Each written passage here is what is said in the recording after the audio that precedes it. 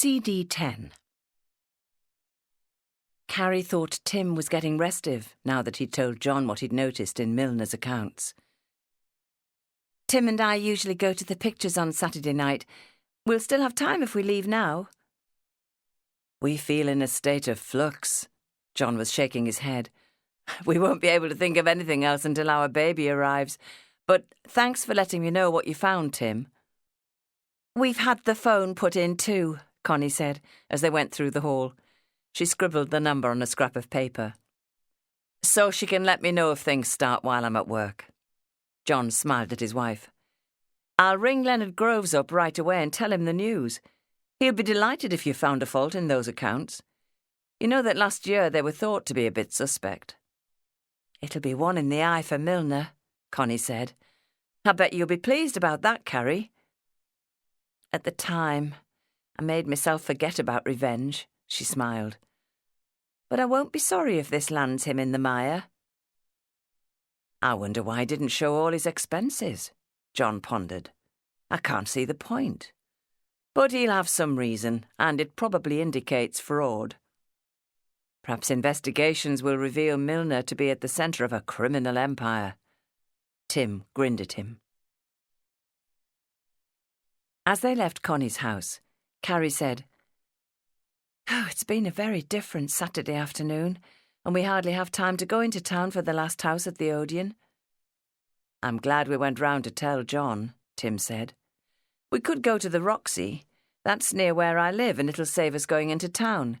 I noticed that the Marx Brothers are on, but I've forgotten the name of the film. Do you like them?" "Yes, it'll be a good laugh. But will we be in time to see the whole show?" "Yes, with a bit of luck, if we go straight there. But we'll be starving when we come out as we've had no tea." "We'll buy some chocolate as we go in." "Yes, and afterwards you can come home with me and I'll make us something quick, like eggs on toast. We might have the house to ourselves. Mum's going to see Ethel Harrison, the widowed friend she used to work for. She's teaching her to do her own accounts. Ethel's asked her round for a meal." They thoroughly enjoyed the film, which was called A Night at the Opera. When they came out, Carrie's sides ached with laughing. Tim's mother came home as they were eating their scratch meal, and they giggled together as they told her about the film. Tim walked her home, and when Carrie let herself in, Prue was in the kitchen making a bedtime drink of cocoa. "Will you have some too?" She got out another cup without waiting for a reply. "How's Connie?" "Tired of waiting, wants it over. She always was impatient. Your father's feeling very sorry for himself too," she said. "He's sunk in gloom, and it's not like him. Go and cheer him up." Archie was sprawling in Maud's fireside chair, his legs half across the rug. He stared blankly at Carrie. She started to tell him how much she'd enjoyed the Marx Brothers film. "Don't like them. They're silly, not my sort of humour." "Dad, what is the matter with you? You used to be bouncing with life, game for anything. Happy." He sighed.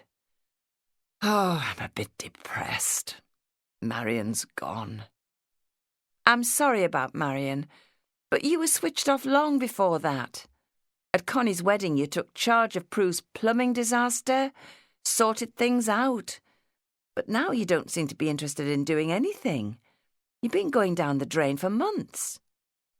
He looked at her reproachfully, and Carrie remembered that she'd been asked to cheer him up.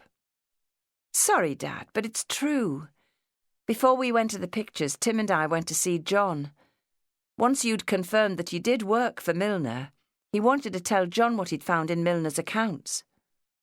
Archie jerked upright in his chair. "What? Why?" "John's his boss. He has to. John was delighted with the news and said he was going to ring Leonard Groves right away to let him know." Her father's eyes were no longer blank. He seemed gripped by a new shockwave. "Oh, my God. No! Don't tell anyone. You mustn't." Prue came in with a tray of cocoa and biscuits. "I'm taking mine up to bed," she said. "I've had more than enough of today. Archie, you go to bed as soon as you've had this, and I hope you'll feel better in the morning. Good night." Carrie waited until Aunt Prue closed the door. Dad, it's Tim's job to report things like that, and we're all keen to catch Gerard Milner out. We don't understand why he's hiding this. It doesn't make sense, but we mean to find out. No, you mustn't. Her father threw himself forward to grip her wrist. Nobody must know.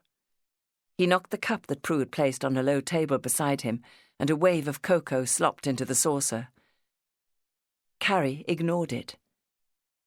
Dad, I thought you were on my side, angry with Milner for leading me on. We all thought you'd be pleased if we could catch him out in some criminal scheme. No. Perspiration was standing out on his forehead. To start an investigation into Milner's affairs is the worst possible thing. You must stop John doing that. Carrie was staring back at him nonplussed. Well, it's probably too late. John was going to ring Leonard Grove straight away. I don't understand what all this is about, Dad. He'd sunk back into the armchair. Without Marion, everything is going wrong. I feel I'm losing control. His whole attitude was telling Carrie that he thought she was stronger than he was. Come on, Dad. You've got to tell me what's been going on. He gazed into the dying fire, looking defeated. Milner has been fencing stolen jewellery in a big way. Marion and I have been helping him. Carrie's mouth fell open. She could feel herself shaking with shock. He wouldn't look at her now. Milner had to hide the expenses of fencing. He couldn't possibly show those in his business accounts. She could feel herself cringing with horror. You're saying you helped him? You've been involved with him? And if we prove he's engaged in criminal activity, will that also prove that you... Yes, I've been scared stiff for months that we would be caught. Oh, my goodness. You and Marion. Archie nodded. And now Tim and I have... Yes, and not just Milner.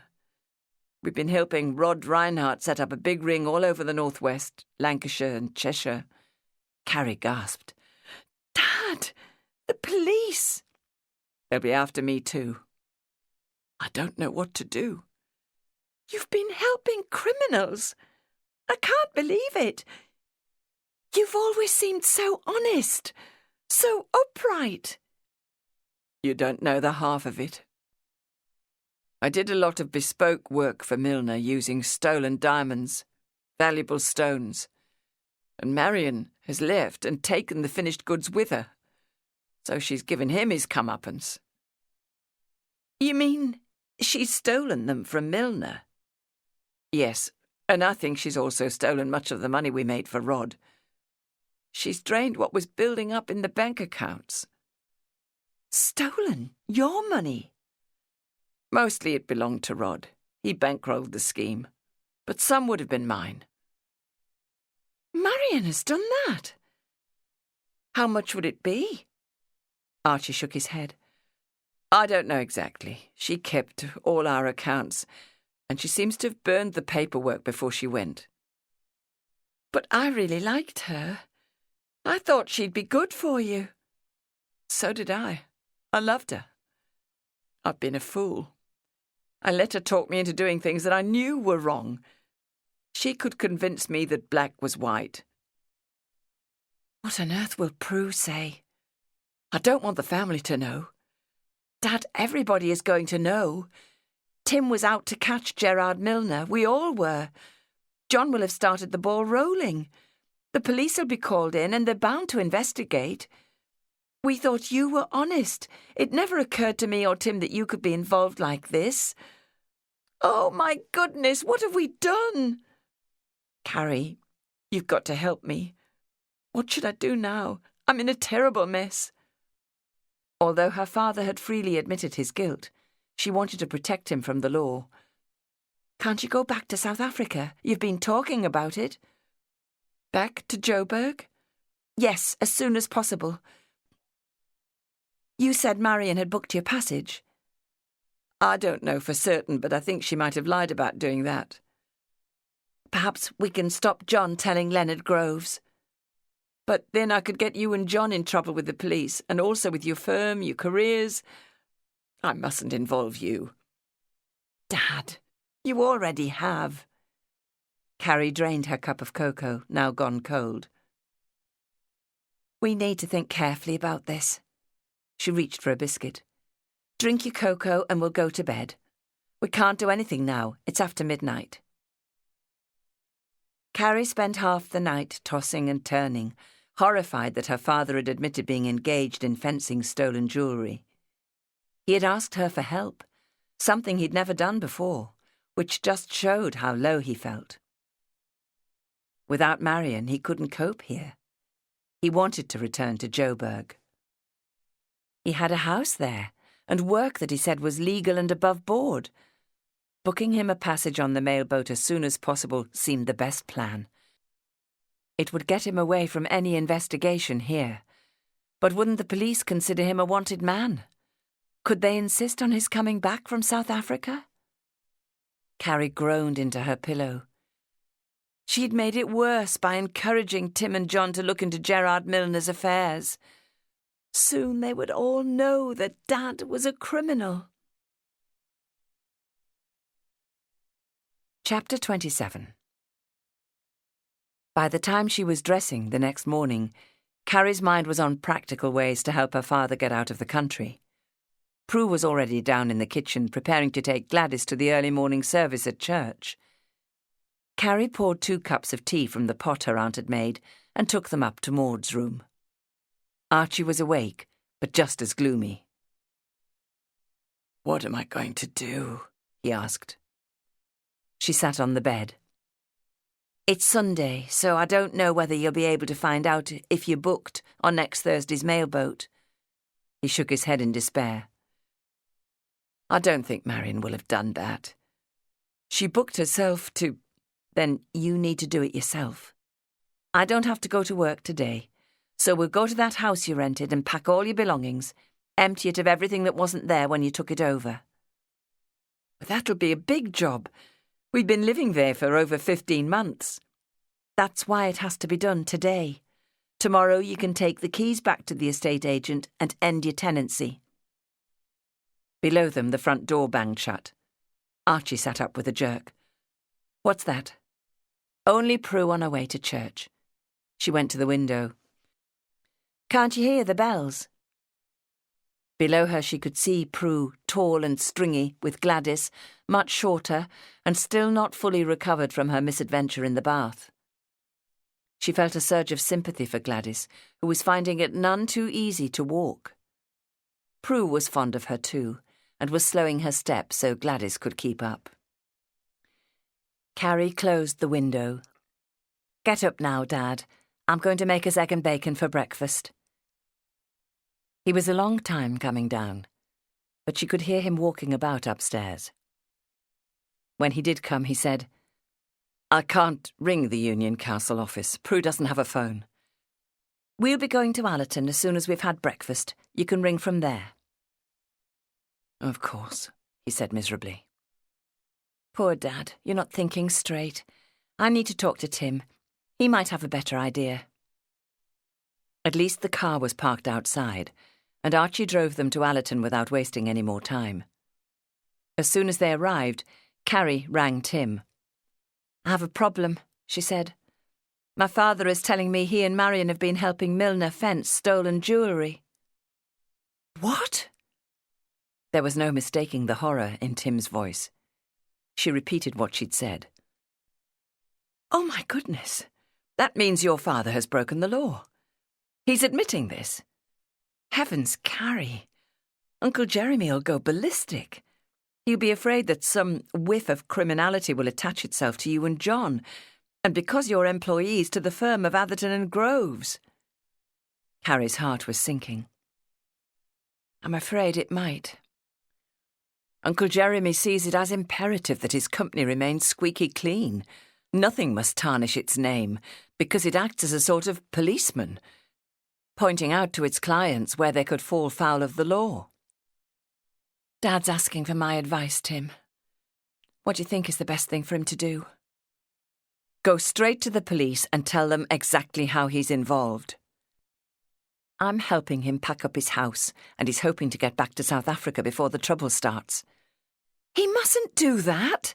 It could make him a wanted man. Yes, I know. Would they be able to bring him back from South Africa to face charges? I haven't the slightest idea. In any case, you shouldn't get involved in this. You could be charged with helping a criminal escape the law. Well, I understand that, but if he won't go to the police and insists on leaving the country, tell him he's on his own. Do nothing to help him. Tim, he's my dad. He's asked for my help, as I've just asked for yours. I'm sorry. Clearly you don't want to help me, though I've done my best to help you in the past. Carrie, I'm sorry. So terribly sorry, but I can't involve myself in this. I too could be charged with helping a criminal. Uncle Jeremy would see that as, "To hell with you and your Uncle Jeremy," she said, and put the phone down. Tears were scalding her eyes. She'd expected sympathy from Tim, even if he couldn't help. She was glad her father was upstairs and not able to see her reduced to tears like this. She wiped her eyes.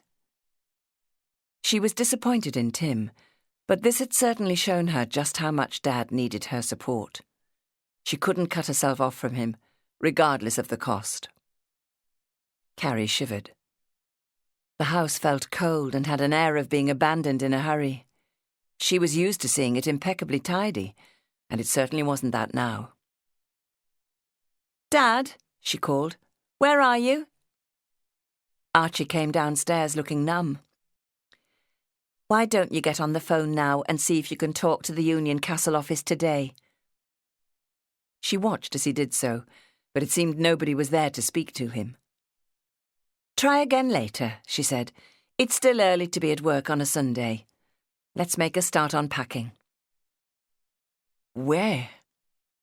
He had no energy and looked as though he didn't care what happened. "We'll begin with your clothes. Let's go up to your bedroom." He led the way up to his room. Carrie opened the window and turned her attention to the wardrobe. "Oh, you're not short of clothes. How many suitcases do you have?" 3 here on top of the wardrobe. He pulled them down. "And a cabin trunk in the spare room." He was opening one of the suitcases on his bed when Carrie asked, "What's that thing that's still on top?" He had to stretch up to reach it, and as he edged it towards him, something else fell with it. "Oh, hell! I was supposed to get rid of these things, but I forgot."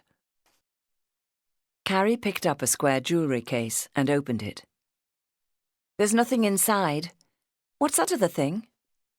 "I told you I made some bespoke jewellery for Milner. This belonged to the original necklace. If it was mounted on this thing, it could also be worn as a tiara." He tapped it. "Just base metal." "Let me see it," Carrie said. "And the necklace it goes with was stolen property?" "Yes, a lovely thing, beautifully made. A real shame to break it up. But Milner wanted it melted down and the stones recut to make them safe to sell on. Marion took them to Amsterdam to be done." "Great Scott, Dad! You went along with that?" Carrie felt her heart flutter. This had been a bigger operation than she'd realised. It was scary. "I had to. Marion and Rod thought it was the only way to make those stones safe to handle." "Then we've got to get rid of these things." Carrie was staring at them in horror. "You don't want to be caught with them in your possession. The police would see it as proof that you handled the diamonds." "I know." He opened the leather jewellery case. "The name of the original maker is on the satin lining inside. It can be tied to that particular necklace." She took it from him gingerly. It gave her the collywobbles to look at it. "Let's burn that straight away." She ran down to the sitting room grate to do it, but it was full of charred paper. "What's all this?" she asked. Archie had followed more slowly. "Before she left, Marion burned all the records she'd kept for Starbright, the company Rod set up to fence the jewellery." Carrie felt herself cringing. The more she knew about what had gone on, the worse it seemed. Maybe Tim had been right. She picked up the poker and raked through the brittle, burned paper, breaking it into tiny fragments. "I remember now," Archie said. "Milner gave me that case to burn when Marion was going to Amsterdam. I didn't bother lighting fires when she was away and forgot all about it. It's not easy to do it now. We'd both take things home and get rid of them there." Her eyes went round the room. "She hasn't burned everything, though. We must make sure we don't leave anything incriminating." Carrie picked up several handwritten sheets of blue paper and a matching envelope from an armchair. "What's this letter?" "It's from Marion. She left it for me. To tell me not to expect to see her again. Not ever.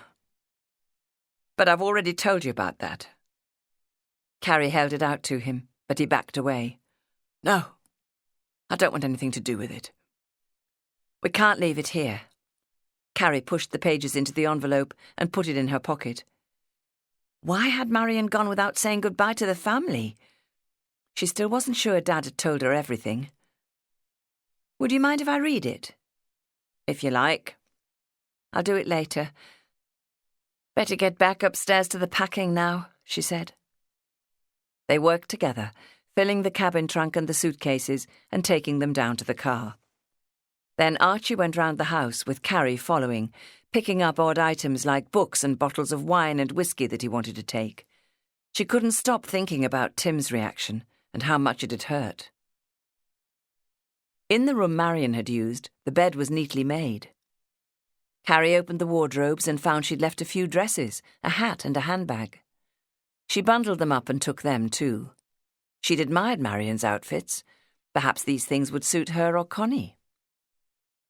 They stripped both beds, collected the towels from the bathroom, filled up the laundry bag and made out the list, ready to send to the laundry. Carrie was trying to work out how much it would cost as Archie carried it all down to the kitchen. "It doesn't matter," he told her. "It'll be deducted from the deposit I paid." "We ought to go soon," she said. "Prue wants us to be home by 12:30. She's making a roast dinner. Have another go at ringing Union Castle before we go." He went to the phone while Carrie made herself look round to see what else they needed to do. There were 101 things on her mind. Her father came back. "They don't work on Sundays," he said. "I didn't think they would." Carrie put on her coat. "That'll have to wait until tomorrow morning then, and we'll have to come back here to finish off this afternoon. Perhaps Prue will help." As the car pulled up outside her home, she said, "I'll help you carry your luggage up to Maud's bedroom. Prue will want it out of the way." When she opened the front door, she was met by delicious scents of dinner. Seconds later, Prue bounded out of the kitchen, her face sparkling with excitement. "John has been round," she said. "He took Connie into hospital early this morning. The baby's coming." Carrie thought of Connie for the first time that day and was filled with compassion. She'd be in the throes of labour now, and it seemed all wrong that Carrie wasn't with her to comfort her. She had to remind herself that Connie had moved on. She had John now. "Where is John now?" she asked. She needed to talk to him about Milner's audit, and Dad needed his support. "He went back to the hospital to wait for news." "Goodness me." Even her father had a smile. "This will make me a grandfather." "And me an aunt." "Archie, you could get back in that car and go down to the phone box to see if the baby's here yet," Prue told him. "It was 10:30 when John came." "Let's empty it first," said Carrie. "It's stuffed full of luggage. I had 100 things on my knee." They both helped Archie carry his luggage upstairs to get it out of the way. "I've put out clean linen for Connie's old bed," Prue said. "Let's get it made up now while we're upstairs. Maud is due back this evening, and we can't leave it for her to do, not when Archie's put her out of her own room." When Prue went downstairs to make the gravy, Carrie went to the bathroom to have a wash and get ready for lunch. She returned to comb her hair and remembered the blue envelope in her pocket. The letter inside was several pages long. Why would Marion be writing at such length when she'd been living with Dad until yesterday? Why had she upped and gone, apparently taking him by surprise? She took the letter out of the envelope and sat down on her bed to read it. Dear Archie, I'm writing this by way of an apology and to say goodbye. I'm not the person you supposed me to be, and neither is Rod. I'm afraid we have both deceived you. We wanted you to come to England with us because you have skills in designing and making jewellery that we don't possess, and we knew how useful that might be to us. From the start, Rod was afraid you'd refuse to come if you knew we were planning to set up a company to help thieves fence the property they'd stolen. We could see you were far too honest for that. But as you wanted to come over for Connie's wedding and spend some time with your daughters, we set out to persuade you. When you found things were not as you'd supposed, it took a lot of persuasion to keep you with us. I'm afraid you're not cut out to lead the sort of life we do. Anyway, you don't need to, as you have the ability to earn the money to enjoy a generous lifestyle without sinking to our criminal methods. I know you love me, and when I first met you, I wanted you to be the permanent man in my life. I found you very attractive and attentive, but you were too damned honest, and your conscience bothered you. I had to drive you to carry on with Rod's plan. I'm afraid I've turned you into a nervous wreck, and you didn't deserve that. I led you to believe I would return with you to South Africa and marry you. I can't do that. We're very different people, and in the long run, it would not work out. But I want you to know that in my own way, I did and still do love you. I know this is the last thing you're expecting, and it will come as an almighty shock. Please forgive me for all my wrongdoing. I couldn't find the courage to tell you face to face. Eddie Jurgens and I are going to new pastures where you won't find us. Don't even try. Forget us. Go back to Joburg. You have friends there, a house, and an honest means of earning a living. You fitted into that life better than we did. I hope you'll find happiness with someone else in the future. Love, from Marion. Carrie had a lump in her throat when she put the letter down. Poor Dad. Marion had taken them all in. At that moment, she heard him come home and shout in the hall that Connie had had a little girl. She felt a spurt of joy and instantly forgot the problems as she ran downstairs. Both are well. Dad was certainly excited now. His cheeks were as red as Prue's, and his eyes were shining. He seemed more alive than he had for ages. She weighs 7.5 pounds, and we can go in this afternoon to see them both. Did you speak to John? Carrie asked. No, I tried him at home, but there was no answer. So I rang the hospital. It was the ward sister who told me. He's probably with Connie now. Carrie was left to lift the roasting pan out of the oven. For once, Prue was too excited for household tasks. She asked Dad to carve the joint while she dished up the vegetables. He waved the carving knife about dangerously while he and Prue laughed together. They ate roast beef and Yorkshire pudding. But as Prue and Dad chatted on about the new baby, the contents of that letter were going round and round in Carrie's mind. As soon as the washing up had been done, they were off to the Oxford Street Maternity Hospital. What a good job Connie's had a baby before you go back to Joburg, Prue said, still in high spirits. Your granddaughter could have grown up before you saw her. From now on, I'll keep in touch more. You must come out and visit me. I've plenty of room in my house to put you up. I certainly will, Carrie assured him, but it won't be for a few years. There were already visitors in the ward when they arrived at the hospital, and it was buzzing with chatter. Officially, visiting was from 2 to 4 on Sundays. They walked up the ward together to find John sitting at Connie's bedside. He stood up to offer his seat to Prue, but she was more interested in the new baby sleeping in a metal cradle swinging on hooks at the foot of the bed. Carrie slid onto the chair. Connie, how are you? Was it awful? Yes, I'm shattered, but happy. Isn't she beautiful? I think she's going to have blonde curly hair like us. We can't decide whether to call her Amelia or Arabella, with Mary as a second name after John's mother. Carrie peered into the cot and thought the baby looked like most newborns, rather red and wrinkled. But she was her niece. "Connie's only allowed 2 visitors at a time," John said anxiously. I'd better go out so you can stay with her for a bit." "I'll come with you," Carrie said. "Let's leave Dad and Prue to make a fuss of her." Out in the stone-floored corridor, she brought him to a halt in front of a window looking out onto a brick wall a few feet away. "I need to talk to you." Connie's over the moon. A healthy little girl is exactly what she hoped for. "Did you ring Len Groves last night? What did he say about Milner's accounts?" "I haven't spoken to him yet. He was out when I rang last night, and my mind has been on Connie and the baby since then." "Of course," Carrie said. "Connie's tired out now. Oh, they don't call it labour for nothing.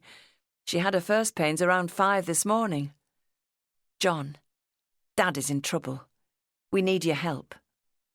"Of course. I'll ring Len this afternoon." "No, don't. Don't say anything to anybody until—" He stared at her. "I have to tell Len Groves. He expects me to tell him if we find anything out of the ordinary when we do an audit. Surely there's no desperate urgency for you to tell him. I can't put it off. It would be as much as my job's worth not to tell him.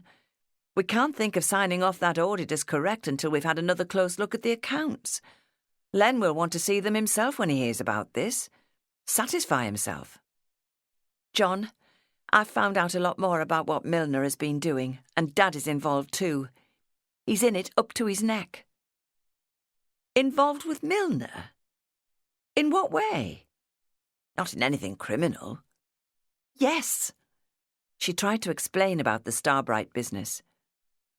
"Dad's name appears as a director and general manager on all their documents, and Marion has disappeared. I've been helping Dad pack so he can get out of the country before the police come looking for him." "Carrie, you mustn't help anybody to break the law. That would make you—" She didn't want to hear this for a second time. "It has reduced Dad to a nervous wreck. He hardly knows what he's doing.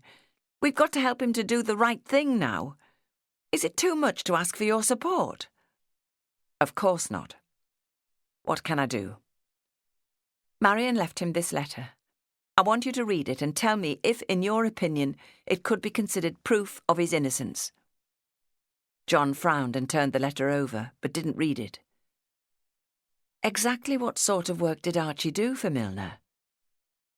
"He melted down gold and platinum jewellery and reset diamonds into new necklaces of his own design, knowing the original pieces were stolen. He removed assay marks, that sort of thing." John was shocked. Clearly, then, he can't be innocent. As Prue came bustling up the corridor, Carrie took the letter from John's hand and pushed it back in her pocket. "Your turn now, Carrie," Prue said. "You've hardly seen the new addition to the family. I don't want to exclude you. I know how close you and Connie are." "Not as close as we were," Carrie mused with regret, and she had a lot more to say to John. "Thanks, Prue. Can we invite John round for supper tonight? He'll be on his own." "Of course. We'll eat about 7. Just cold beef and salad on Sundays. We're going to Archie's house from here to help him clear it, but Maud is expected home around 5. "Wow," said Prue when she opened the cupboards in Archie's kitchen. "There's enough here to feed a small army." Marion hadn't meant to go short. She was a lavish housekeeper, and probably very wasteful. "There's more in the fridge," Carrie said. "Clean it out, and we'll take everything worth having with us." She went upstairs to the office and read through every bit of paperwork that remained. There was still a lot of documents about the lease of the house, correspondence with Union Castle, and a police list of stolen property. Both she and Prue were sending Archie out to the car with load after load of anything they could use. When they started cleaning up, he was sent out to the bin with loads of rubbish. All the time she worked, Carrie was trying to decide whether the new evidence she'd unearthed proved that Milner had committed criminal acts, but that her father had not. She thought it did. When she was satisfied there was no longer any trace of their occupation of the house, Archie locked up and drove them home. Prue had left a note for Maud, and she had supper ready on the table for them. John arrived in time to help them carry the goods in from the car, and he and Maud were both in high spirits. Maud was full of the good time she'd had in Ireland and wanted to hear from John every last detail about the birth. Carrie had felt exhausted, but began to recover once she'd eaten. She was finding it difficult not to get sidetracked, but if she was to help Dad, she had to get on with it now. "We need a family conference," she told them round the supper table. "I'm sorry, Dad. We all want to help you, I'm sure, but your problem has come as a shock." "What's this all about?" Maud wanted to know. "Have I missed something?" Carrie was explaining what had happened and how her father was involved with Milner when the front doorbell rang. Prue was irritated. "Who can that be now?" Carrie was nearest the door and got up to see. Tim was on the doorstep. "I'm so sorry, Carrie. I had to come round to speak to you. I've been so worried since... Tim, it's not a good moment. We're having a family conference about it and we have a lot to decide. I feel terrible. I don't want you to think... I'm all right. No need for you to worry. But I want to help. You can't. Things have moved on. You're right to stay out of it. But, Tim, I haven't time for this right now. I have to keep my mind on what I need to do. I'll see you tomorrow." She was closing the door. "No, you won't. I'll be at Milner's. I'll come over to see you at lunchtime." "No, Tim, don't." The door clicked shut before she could stop it. Carrie sighed. That wasn't how she'd meant to treat him, but it was too late now. She returned to the dining room. John was saying, "The whole thing is going to be general knowledge very soon."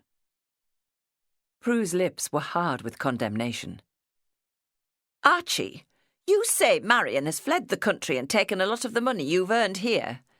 You know my opinion of her." "Stolen from Archie?" Maud's jaw had dropped. Carrie sat down and put her mind to the problem at hand. "Today has been a full day and I've hardly had time to think," she said. "I did tell you, Dad, that I thought the wisest thing for you was to get out of the country as soon as you could." "I'll go just as soon as I can," he burst out, "and then you won't have to worry." "We will," John said. "The police will be involved. It'll be in all the papers." "Archie," Prue said, "you must realise that this will reflect on the reputation of the whole family." "Yes," John agreed. "On Carrie's career with Atherton and Groves, not to mention mine." "What a load of nonsense," Maud said. "Archie is as honest as the day's long. His conscience troubles him if he takes more than his share of cake. You know it does." "Yes," Carrie said. "Hang on a minute. I'm going to fetch some things from my room that I think show the truth of that. I've been thinking of a better way for Dad to handle this." She was back in a few moments. "Dad, I found these documents in your office." She spread them out across the table. "They prove that the car was bought in your name, and you did the same when you rented the house." "I wanted to come over before the others," Archie said, "so I could be at Connie's wedding. Rod asked me to set things up." "Exactly." Carrie looked round at her family and took a deep breath. "Would you have given details from which you could be traced if you'd known you were going to be involved in fencing stolen goods?" "Of course he wouldn't," Maud said. "He thought he had nothing to hide." "They were using you from the start," Carrie went on. "This leather jewellery case and tiara stand. Where did he get them from?" "Milner. He asked me to get rid of them. The jewellery was stolen from a big house in Wales," Archie said. "I was with him when the police came to ask him to keep an eye out for it." Carrie said, "If you go to the police and tell them all that, it will involve Milner. It'll be a valuable lead for them into that theft. They'll certainly take your story seriously." "It'll involve Archie too," Prue pointed out. "It's proof that he's been handling stolen goods." Yes, but we also have this letter written by Marion saying goodbye to Dad. It gives the correct slant on what happened. No, Archie put his hand out to take it. I don't want that to... All right, Dad, it's embarrassing, I know. But what's a little embarrassment compared with being considered a criminal? I designed and made jewellery for Milner. By then, I knew the material I was using was stolen. But you were in love with Marion and she was promising you the world to do it. Didn't she keep persuading you to stay and do this work? Archie didn't answer. Dad, I think you should go to the police tomorrow and take these things as evidence. Tell them exactly what happened, that you were hoodwinked by Marion and Rod to design for them, that you thought it was all going to be above board. Not the letter. His head had sunk into his hands. That's private. I wish I hadn't let you read it.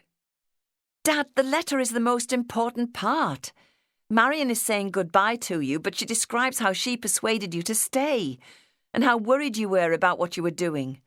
It was not her intention, but by setting things out as they really were, she clears your name.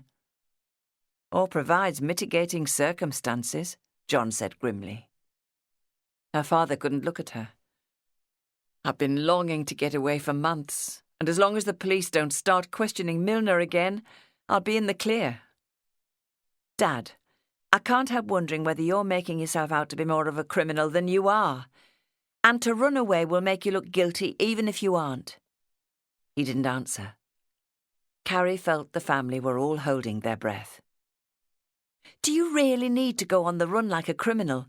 Rush off to Joburg without saying a word to the police when you have evidence that might help them solve a crime? Evidence they'll think is important. There was still no response. All right. Can the rest of the family know what is in the letter? They knew Marion and were taken in by her too. We all were. May I read it to them? Archie hesitated. I suppose so. Carrie unfolded the sheets of blue paper and read the letter aloud. Do you all see what I mean now? Dad, do you? I certainly do, Maud said. John nodded. So do I. Carrie picked up the letter again. Listen to the phrases Marion uses. She said, I'm not the person you suppose me to be, and neither is Rod. I'm afraid we've both deceived you. From the start, Rod was afraid you'd refuse to come if you knew we were planning to set up a company to help thieves fence the property they'd stolen.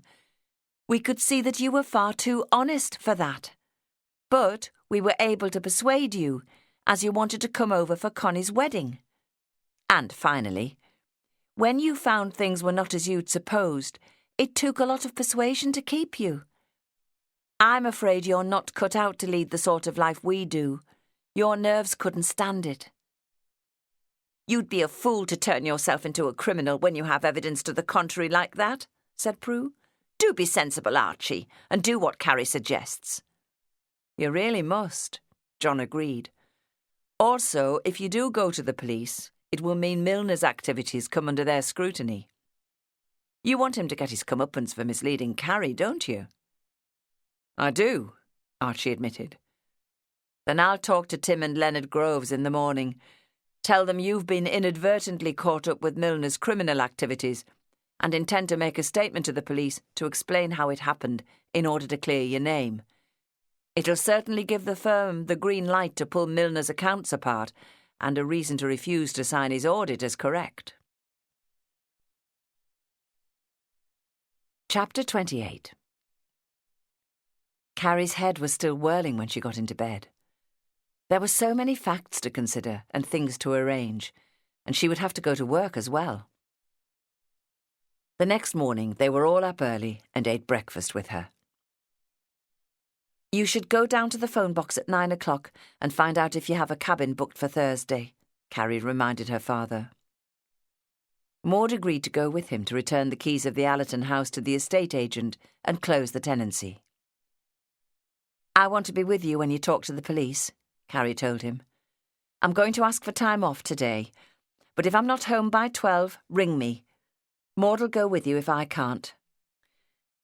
Carrie had finished her stint at the Grey Goat Brewery, and, feeling on edge, she caught her usual tram to the office.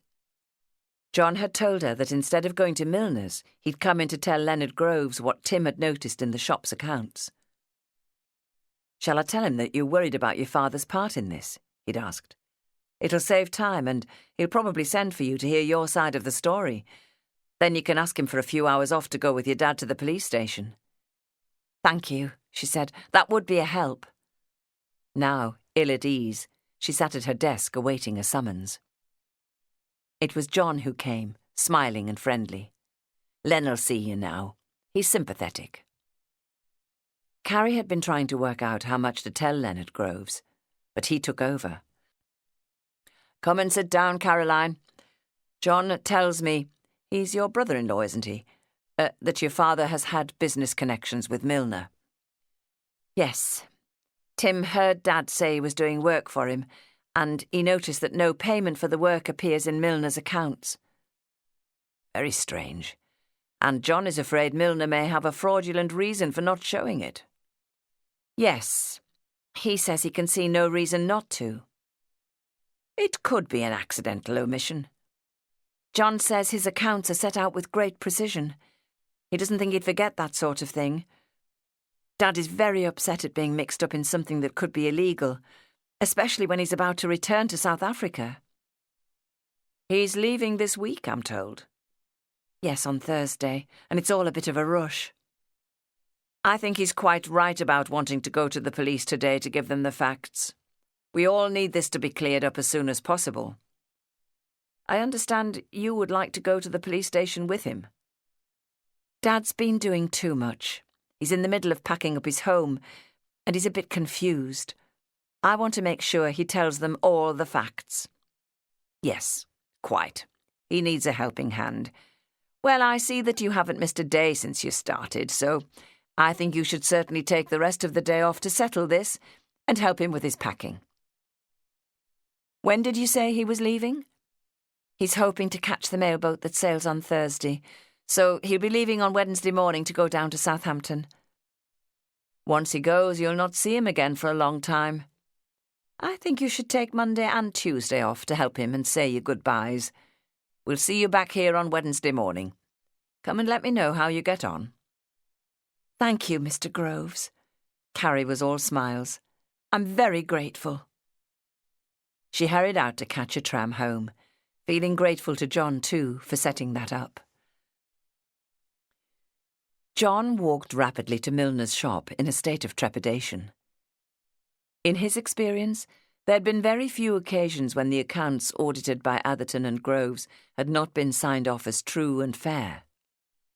Only once had there been trouble with an account he was helping to audit, and since he'd been made team leader, this was the first time he'd had to deal with serious difficulties.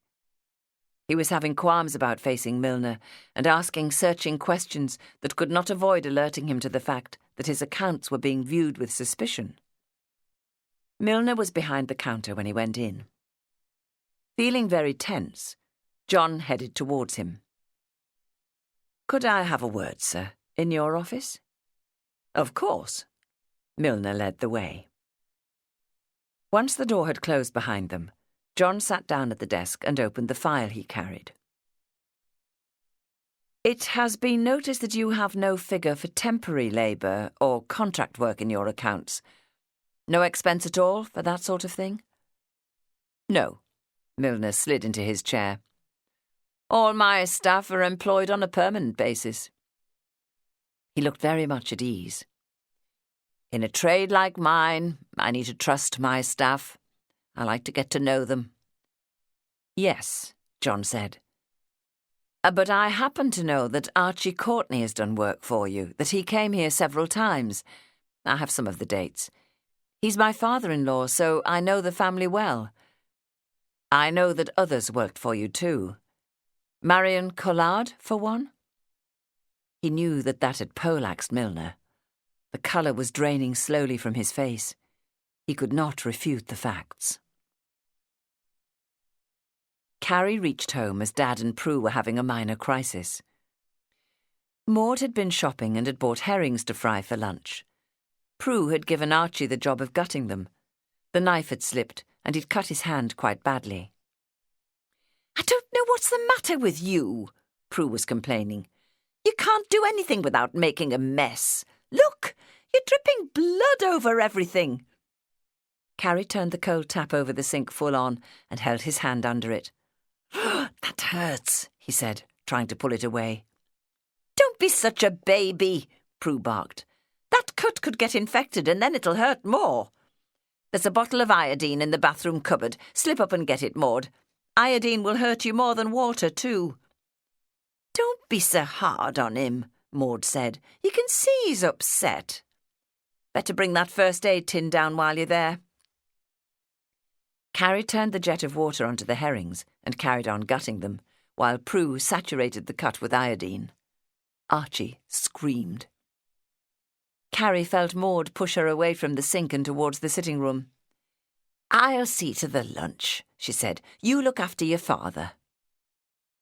Carrie could see he was trembling, but knew he was trying to pull himself together. "Come on, Dad, let's sit down. How did he get on this morning?" "I did what you asked me to do," he said. "I've ended the tenancy and returned the key to the estate agent." "Good. And everything's all right for Thursday?" "No. I got through to Union Castle, but it's as I thought." His face was woebegone. "Marion did nothing, and there are no first-class cabins left on Thursday's mailboat. I was offered a berth in a shared cabin, but I don't know. Have you booked it?" "No." "Oh, dear. I don't know what to do." "Dad, if you want to go on Thursday, you better make your mind up." "Of course I want to go." His voice was irritable. "But sharing with some stranger? I couldn't do with someone who snores or coughs. I need peace, and I might dislike him." "Did you ask about the following week?" "They have no single cabins left then either, but they do have doubles. I suppose I could take one of those." "Then why don't you? It would be a headlong rush to get away this week." "Oh, I feel desperate to leave," he groaned, pulling a face. "The police might come." "It's your choice, Dad. A less than comfortable voyage or put it off for a week. If you put it off, you'd have time to get organised." He sighed. "Oh, you could be right. I'll put it off." "Then hadn't you better go down to the phone and book it?" "He can't think straight any more," Prue said when he'd gone. "What has that woman done to him?" When he returned 10 minutes later, he said, "I've booked it. A double cabin to myself on the Arundel Castle, sailing a week on Thursday." But he still looked down in the dumps, and in no way excited at the prospect. "If I was preparing to sail to Cape Town next week, I'd be absolutely thrilled," Carrie told him. "Oh, I really need to get away and put this mess behind me," he said. "All this talk of theft and the police. I'll be relieved when I do." Carrie shivered. She would be left to face any trouble that was coming on her own. She couldn't even rely on Tim. "You've still got a lot to do before you leave," she told him. "At least there's no desperate urgency to get it done now. But since I've been given this afternoon off, we might as well go to the police and get that sorted." Prue said, "Sit up, lunch is ready." She brought their plates to the table and slid a fried herring in front of each of them. "I don't like the idea of going to the police. It worries me," Archie said. "I've been trying to keep away from them for months. It feels a bit like putting my head into the lion's mouth."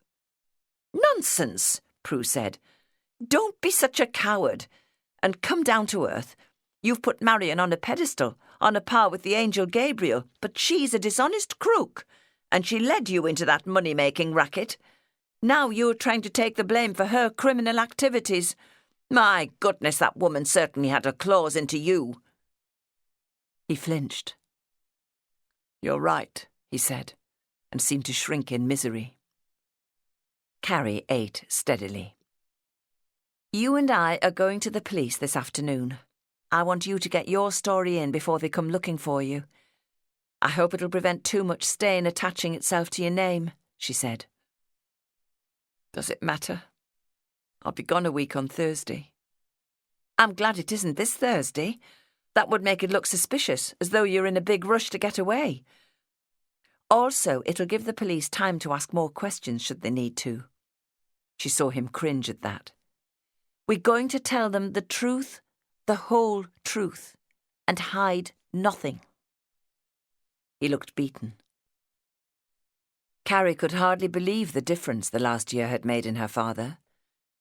Marion betrayed you, she said. You weren't expecting it, and it must have felt like a kick in the stomach. She understood only too well. Hadn't Gerard Milner done that to her? He was staring at her, his eyes full of woe, and she went on, But she did more than that. She's made you doubt your own intelligence, your own worth. She's shattered your confidence. I feel such a fool. He was grinding his teeth. I thought she meant what she said. I must have been blind. Not for one moment did I suspect she was deliberately taking me in. If it's any consolation, she took me in too. I was ready to welcome her as a stepmother. I thought she really liked me. Archie burst out. I asked her to marry me and she agreed. I thought I knew her.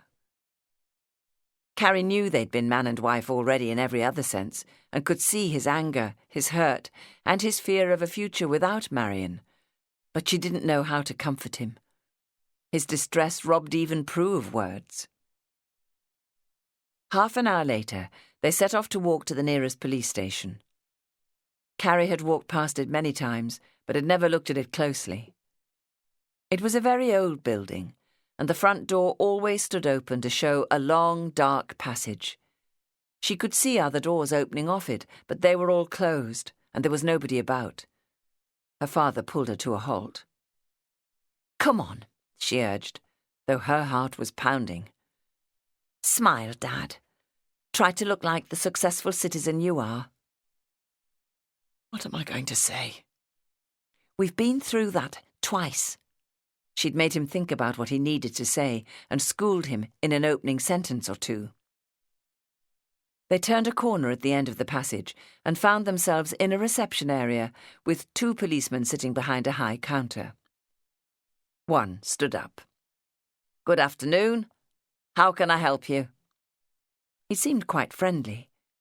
Carrie held her breath and waited for her father to speak.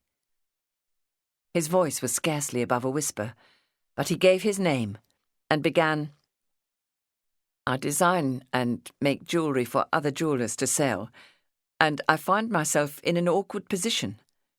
I'd like to talk to an officer to make my part clear, set the record straight, so to speak.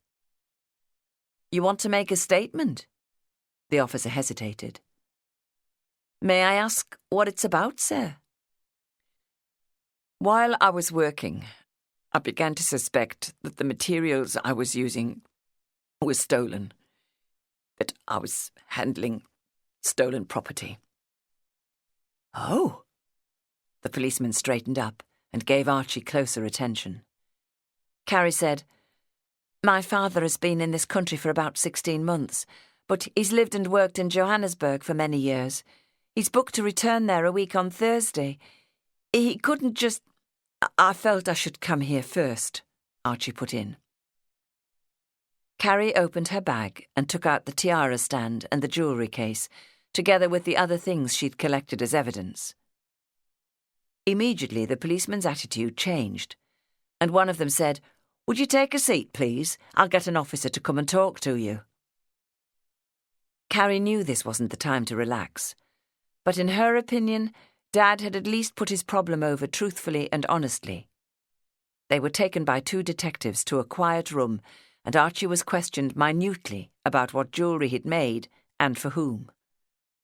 The detectives asked for and were given dates and names and addresses. One man took notes. Archie pointed to the relevant items on the stolen property list and pushed the tiara stand and its case across the table. He hesitated over Marion's letter. This is very personal, he said, but my daughter insists it's vital that I let you read it. He pushed that across the table too. It supports what he's telling you, Carrie said. It shows that Marion and Rod were in charge of the operation and considered him to be an innocent assistant.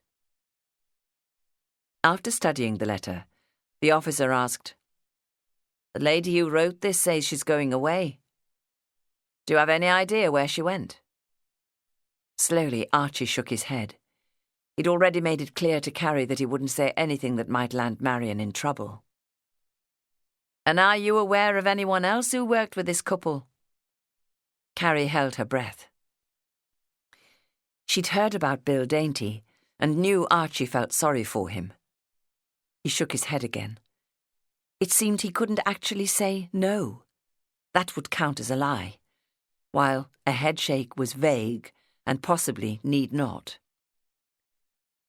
They were kept in the police station for more than 2 hours because the notes of their interview had to be typed up and signed by Archie.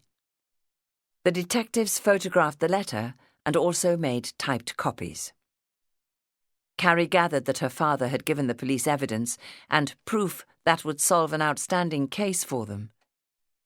And though they didn't acknowledge that, they certainly appeared pleased and grateful. "Should we have any further questions, may we come round to your address and see you?"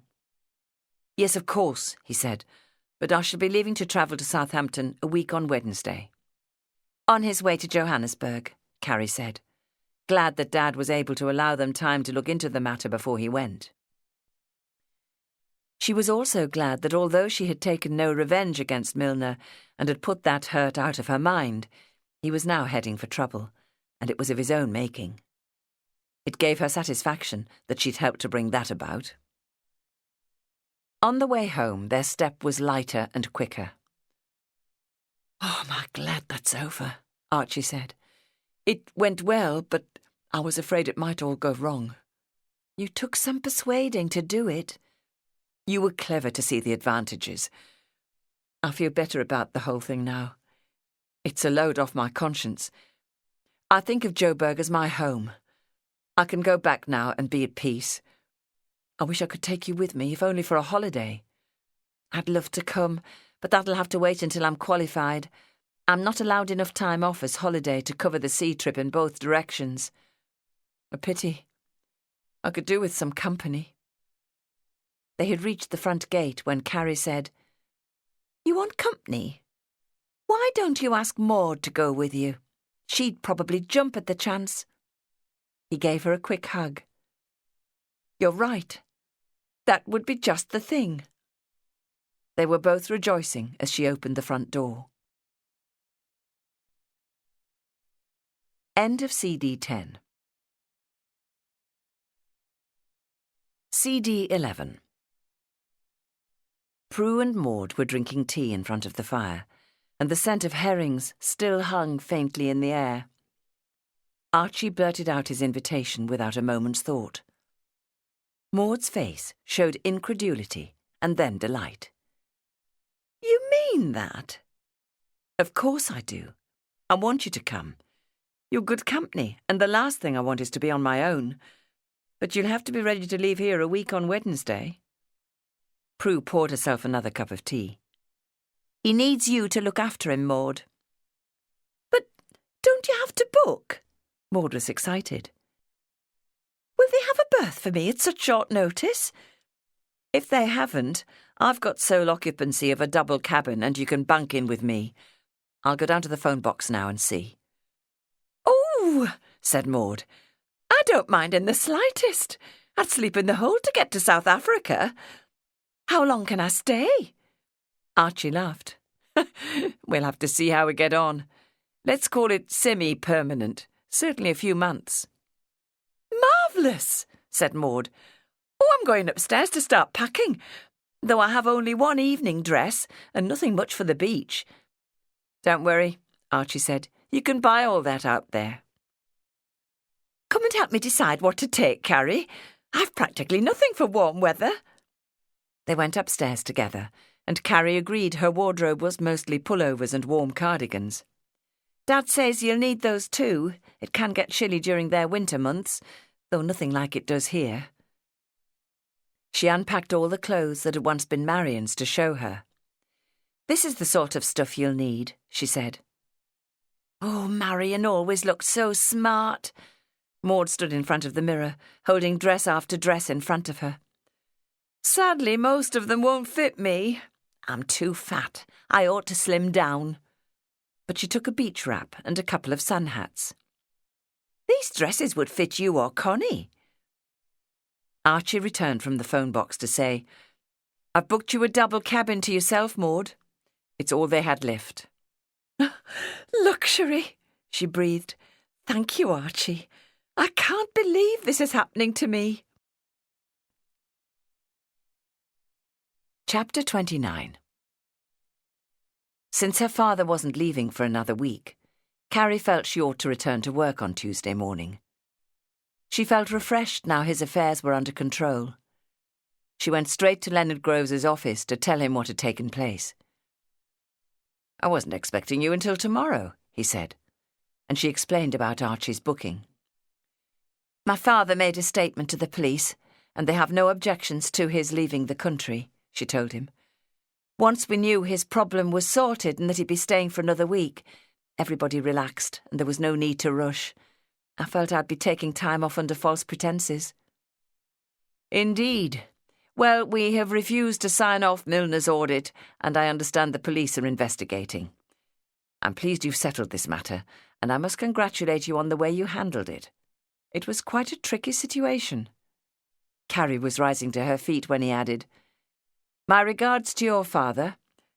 Would you like to take time off on Wednesday morning to say goodbye and see him off? Thank you, I would.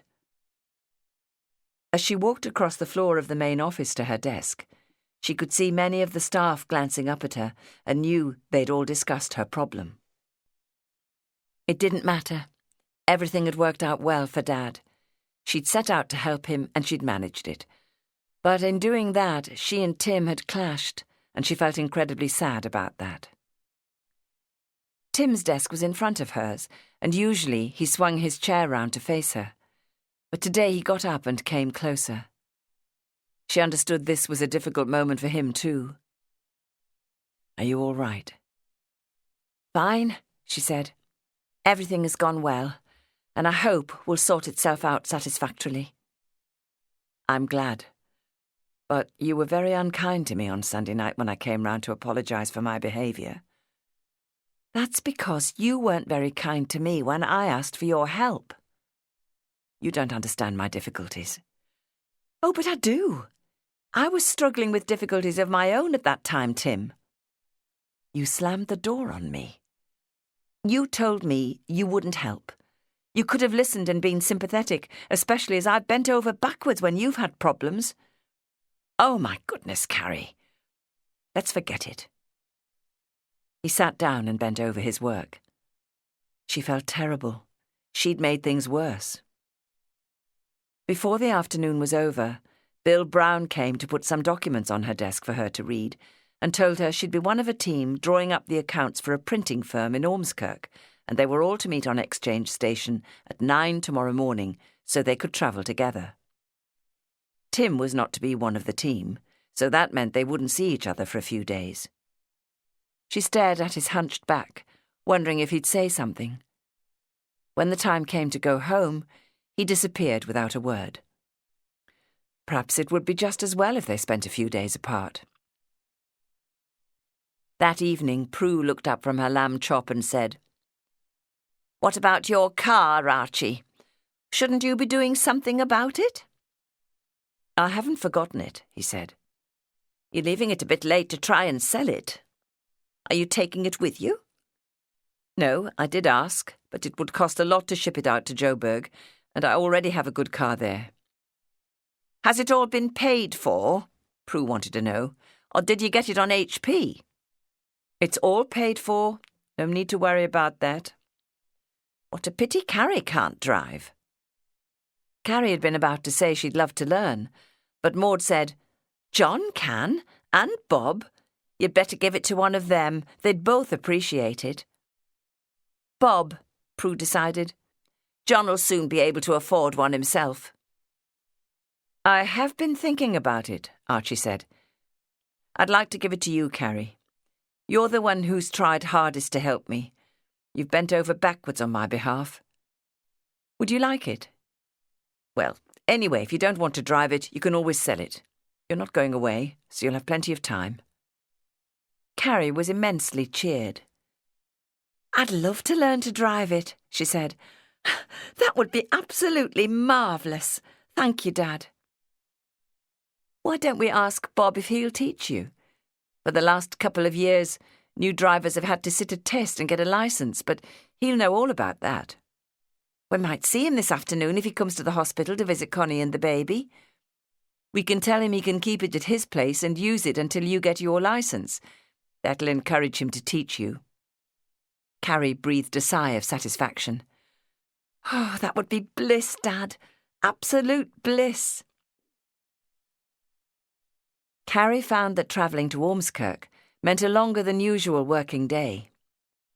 John was leading the team, and as the maternity hospital in Oxford Street allowed half an hour visiting for new fathers every evening, John usually went straight to see Connie before going home.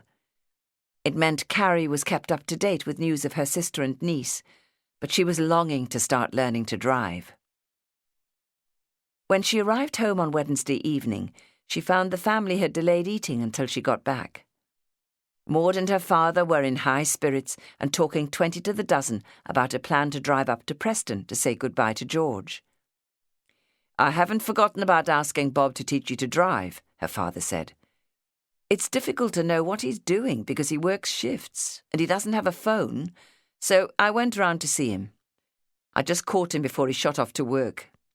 He's on 2 to 10s this week, so no chance yet. It's his day off on Saturday, and I said I'd take you round to see him in the afternoon. I'm glad you fixed that. Oh, Saturday afternoon, then. It's not that long off, Prue said. By Jove, you're keen. I could take you out for a bit in the evenings to start you off. Do you want to come now? It'll be light for another couple of hours. Carrie was enthusiastic, even though she was tired. Yes, please. He drove her to a bit of wasteland, a place of rough grass and deeply rutted, hard-packed earth that gave a bumpy ride. Carrie found driving more difficult than she'd been led to believe and was disheartened. Oh, I'm afraid I don't have much aptitude for it, she said. It takes practice, Carrie, not brain power. You'll do it. Of course I will. She really fancied driving round in her own car and was determined to do it. On Thursday evening, her father took her out again, but the result was much the same. We should get up early and come here before you go to work, he told her. You'll be fresh then and find it easier. Carrie set her alarm clock, and they tried it the next morning. She found she could concentrate better, but they lost track of the time. Archie had to drive her home to collect her handbag and the sandwiches Prue had cut for her lunch, and then run her to the station to join the team so she wouldn't be late. She hadn't put her hair up in its customary French pleat and raced along the platform with a head of wild curls and a pocket full of hairpins. She caught the train by the skin of her teeth, sat down panting, and noticed that the eyes of her 3 colleagues immediately fastened on her hair. Overslept this morning, did we? Robbie Wilson asked. There was disapproval on Bill Brown's face. Carrie felt a mess. Oh, I didn't oversleep, she said. I've been up since 5:30. My father took me out for a driving lesson and we misjudged the time. He's going to give me his car. Learning to drive, Robbie said. By Jove, I wish somebody would do that for me. There was admiration and envy in her colleagues' eyes now. It was 11 o'clock before she found time to go to the cloakroom and put her hair up. Fortunately, she was used to doing it now, and it didn't take her long. They worked hard all day, and by the end of the afternoon, they'd about finished the job. Bill Brown told them to take Saturday morning off as recompense for the time they'd spent travelling. Carrie was delighted. That meant she'd have the whole weekend off. But when she got home that evening, she felt shattered. I think we'd better leave it to Bob, her father said. You really don't have the time and energy to learn to drive as well as going to work. There is a limit to what any of us can fit into one day. I know, but thanks, Dad, for helping me do this. Kerry, you've done so much for me. It's the very least I can do. He smiled down at her, and she felt that the bond between them had tightened over the last week or two. She was going to miss him, and would be sorry to say goodbye. She was just waking up on Saturday morning when Prue brought her a cup of tea. "You have a lie-in this morning," she said. "You deserve it." When she did get up, she found that Prue had made a Victoria sandwich cake and a pork pie for John. "Shall I take them round to him?" she asked. She liked Connie's new home. It was exactly what she would have chosen for herself, and it still smelled of fresh paint. John was grateful. "Thank Prue for me," he said. "I've got my parents coming to stay for a few days to help Connie when she comes out, but they won't be here until next weekend." He talked all the time about his new daughter and took Carrie up to the nursery where she admired all the recent additions to the baby's layette. The full-size cot had been made up ready, but there was also a cradle with pretty muslin frills that they intended to use while the baby was tiny. She helped him put sheets and blankets on the new bed in the spare room. His parents would be the first people to use it. Then she dusted round and tried to make the room look as welcoming as possible. She felt low as she walked home. Everything was going right for other members of her family. Connie was in seventh heaven with her new house, a new baby, and a loving husband. The same could be said for Maud, who called her trip to South Africa the adventure of a lifetime, while Dad was relieved that he'd heard no more from the police and that it all seemed to be working out as they'd hoped. He was very much looking forward to going back to Joburg. But Carrie was not happy. She was disappointed with Tim. Since that stormy trip on the ferry, she hadn't been able to get him out of her mind. Every time they parted after a trip to the pictures, she hoped he'd kiss her. She would have liked him to show a little more affection for her. But he kept his hands in his pockets, as though he didn't want to touch her. Several times she'd been on the verge of telling him she loved him. At the very least, she'd counted him a good friend, and found it hard to believe that he'd refused to help her. It seemed she thought more of him than he did of her. And now there was this rift widening between them, and it looked as though their friendship was about to peter out. Chapter 30. Over lunch on Saturday, Dad had been holding forth about how pleased he was that he'd heard no more from the police. "It must mean that they're satisfied with what you told them," Carrie said. Afterwards he was getting ready to drive her over to see Uncle Bob when the front doorbell rang. When Carrie answered it, she found two men on the doorstep flashing identity permits at her. They introduced themselves as detectives and said, "Does Mr. Archibald Courtney live here? He made a statement in the station last week, and we'd like to ask him a few more questions." "Yes," she said, afraid that some new problem had arisen. "Come in, and I'll get him." As she showed them into the front room, her father came clattering down the stairs. "There's a couple of detectives here wanting to talk to you," she said softly.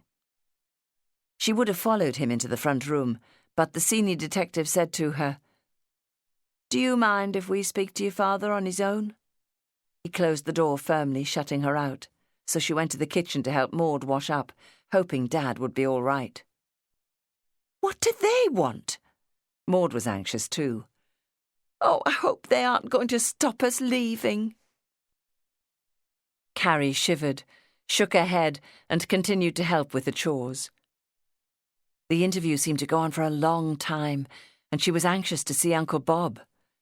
She was ironing tablecloths for Prue when she heard the detectives being shown out. All three of them went into the hall. "Is everything all right?" Carrie could see it was. Her father was smiling and looked relieved. What did they want? "Those are the detectives working on Milner's case. They've been to see him, and he doesn't seem to have told them about Marion. They wanted to talk through what we told them on Monday and pressed for the names of others involved." You're daft to protect that woman, Prue said. You mix with all the wrong people. But we're still sailing on Thursday, Maud wanted to know. Yes, of course. Come on, Carrie. Let's go and see Bob. Carrie was relieved. It looked as though everything might work out as they'd planned, after all. Bob and Dilys were expecting them and wanted to hear the latest news of Connie's baby. Afterwards, Bob said, I'll be more than happy to teach you to drive, Carrie, especially as you've offered me use of the car until you get your licence. Carrie's clever. It won't take her long, Archie told him. I'm not so sure about that, she said. Dad has been trying to teach me, but I don't seem to be getting the hang of it. It took me a while, Bob laughed. Be patient, it'll come. Archie told him about the rutted tracks on the wasteland. Oh, I know a better place than that, Bob said. How about having your first lesson now? Archie came too, because Dilys wanted to go out to do the weekend shop. Bob drove them to a building site where the roads were already in and the buildings pegged out, but construction hadn't begun. There was nobody about. Carrie thought her uncle was very patient with her and that she got on a little better. When do you want your next lesson? Bob asked. I'm working a late shift tomorrow, so I could come over in the morning. Carrie agreed. She had to take every chance when they were both free. Bob was as good as his word and arrived shortly after breakfast. After an hour going round the building site, he said, You're improving. You're doing all right. He drove her home and popped in to have a word with the family. I'll come round on Tuesday evening to say goodbye, he told Maud. I'll give you the keys then, Archie said, and you can take the car. Maud and I'll be catching the 11 o'clock train down to London the next morning. Excellent. I'll come on the tram and bring Dilys. She's looking forward to us having a car. She's been trying to persuade me to buy one, though I'm afraid it might not be as posh as yours. I'll take good care of it until Carrie can drive. Connie and baby Amelia were coming out of hospital that afternoon. But as John's parents were staying with them, Carrie felt she couldn't intrude. Prue had invited some of their neighbours round that afternoon to say goodbye to Maud and Archie, and she was kept busy handing round cakes and cups of tea. Carrie waited anxiously for the tram to take her to work on Monday. She didn't know whether Tim would be on it. She hadn't seen him for ages, and the rift between them seemed wider than ever because they'd parted on bad terms. If he was on the tram and he'd kept her a seat, she would join him and hope they could get back to normal. But she dreaded seeing him on an outside seat, hiding behind a morning paper. They had not gone out on the last 2 Saturday nights. She'd really missed seeing him and was afraid he meant the present standoff to be permanent. With Connie engrossed in her baby and Dad and Maud leaving, she felt she was being deserted. When the tram came, it was full. She could see Tim standing in a crush of passengers well away from the entrance. She had to stand too, but hesitated about pushing her way through to him. More passengers got on, but eventually he made his way through them and came to touch her arm. Carrie? He'd made the first move. She relaxed her clenched hands. Hello, Tim. Haven't seen much of you recently? No, and I'm standing in for Danny Devereux at a chain of men's outfitters, so we won't see each other today either, he said. His voice sounded strained. Devereux is off sick.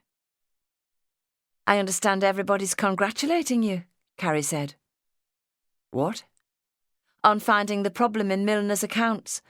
The police are investigating him. But you know that? Yes. How's your father? Everything turned out well for him, she said. Did your cousin Len tell you? No, I haven't seen him. In the crush, he had to stand very close to her, and he seemed to be speaking into her hair. No blame was attached to Dad after all. He's sailing to Cape Town on Thursday and taking my aunt with him for a holiday. She was trying to be bright and breezy, as friendly as she could, but he continued to look stony. They had reached the centre of the city, and the shop workers were getting off. Tim stepped further away from her as soon as there was room. "I'll be getting off one stop before you." "When will you be back in the office?" "Tomorrow, I expect. Perhaps late this afternoon." The tram came to a halt, and the passengers surged off. "See you." He was gone, and the tram clanked on. Carrie was left feeling even more unsettled. It was easier to cope with Dad's problems than her own. During the morning, she heard welcome news. Tomorrow, she and Tim would be part of a team going to a jam factory. That meant she'd see more of him, and they'd have time to settle things. She would try and put him out of her mind until then. Next morning, when the tram came, she could see that Tim had a seat. He stood up to let her sit near the window, but he still looked withdrawn and unhappy. "I'm sorry," he said. "We've been at odds since that Sunday. We need to talk. There's a lot I want to tell you." Carrie thought it sounded as though things might be all right after all. She told him about Connie's baby girl and John being over the moon. She'd already told the rest of the office, who'd been full of questions and goodwill for John. When they reached their stop, Tim walked stiffly beside her and said little. "You do know we're both to go to Johnson's jam factory today?" "Yes, I was told. Who else is in the team?" "Robbie Wilson, and we're to be led by Douglas Davis. I've not worked with him before. What's he like?" "He's all right." No sooner were they in the office than the team was summoned to Len Groves's office, where he outlined basic details of the Johnson business. Tim sat beside Carrie and looked withdrawn. Mr. Davis had a car and drove them all to the factory, where they set about the work. As usually happened, Mr. Davis said to Carrie, "You and Tim can start by physically checking the empty jars and ingredients waiting to be used in the stockroom. When you've done that, you can check the jars of conserve ready to leave the factory. Here's the paperwork." "Right," Carrie said.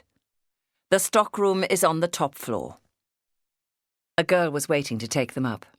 It was a tightly packed and airless place, but they were alone at last. "Shall we start at the far end with the jars?" Tim said. "There's stacks and stacks of them, and they're all different sizes." "There was something you wanted to tell me," Carrie prompted. "No time now. We've got to get on with this." Tim spoke to her when he had to about what they were doing, but never before had things been so stiff between them.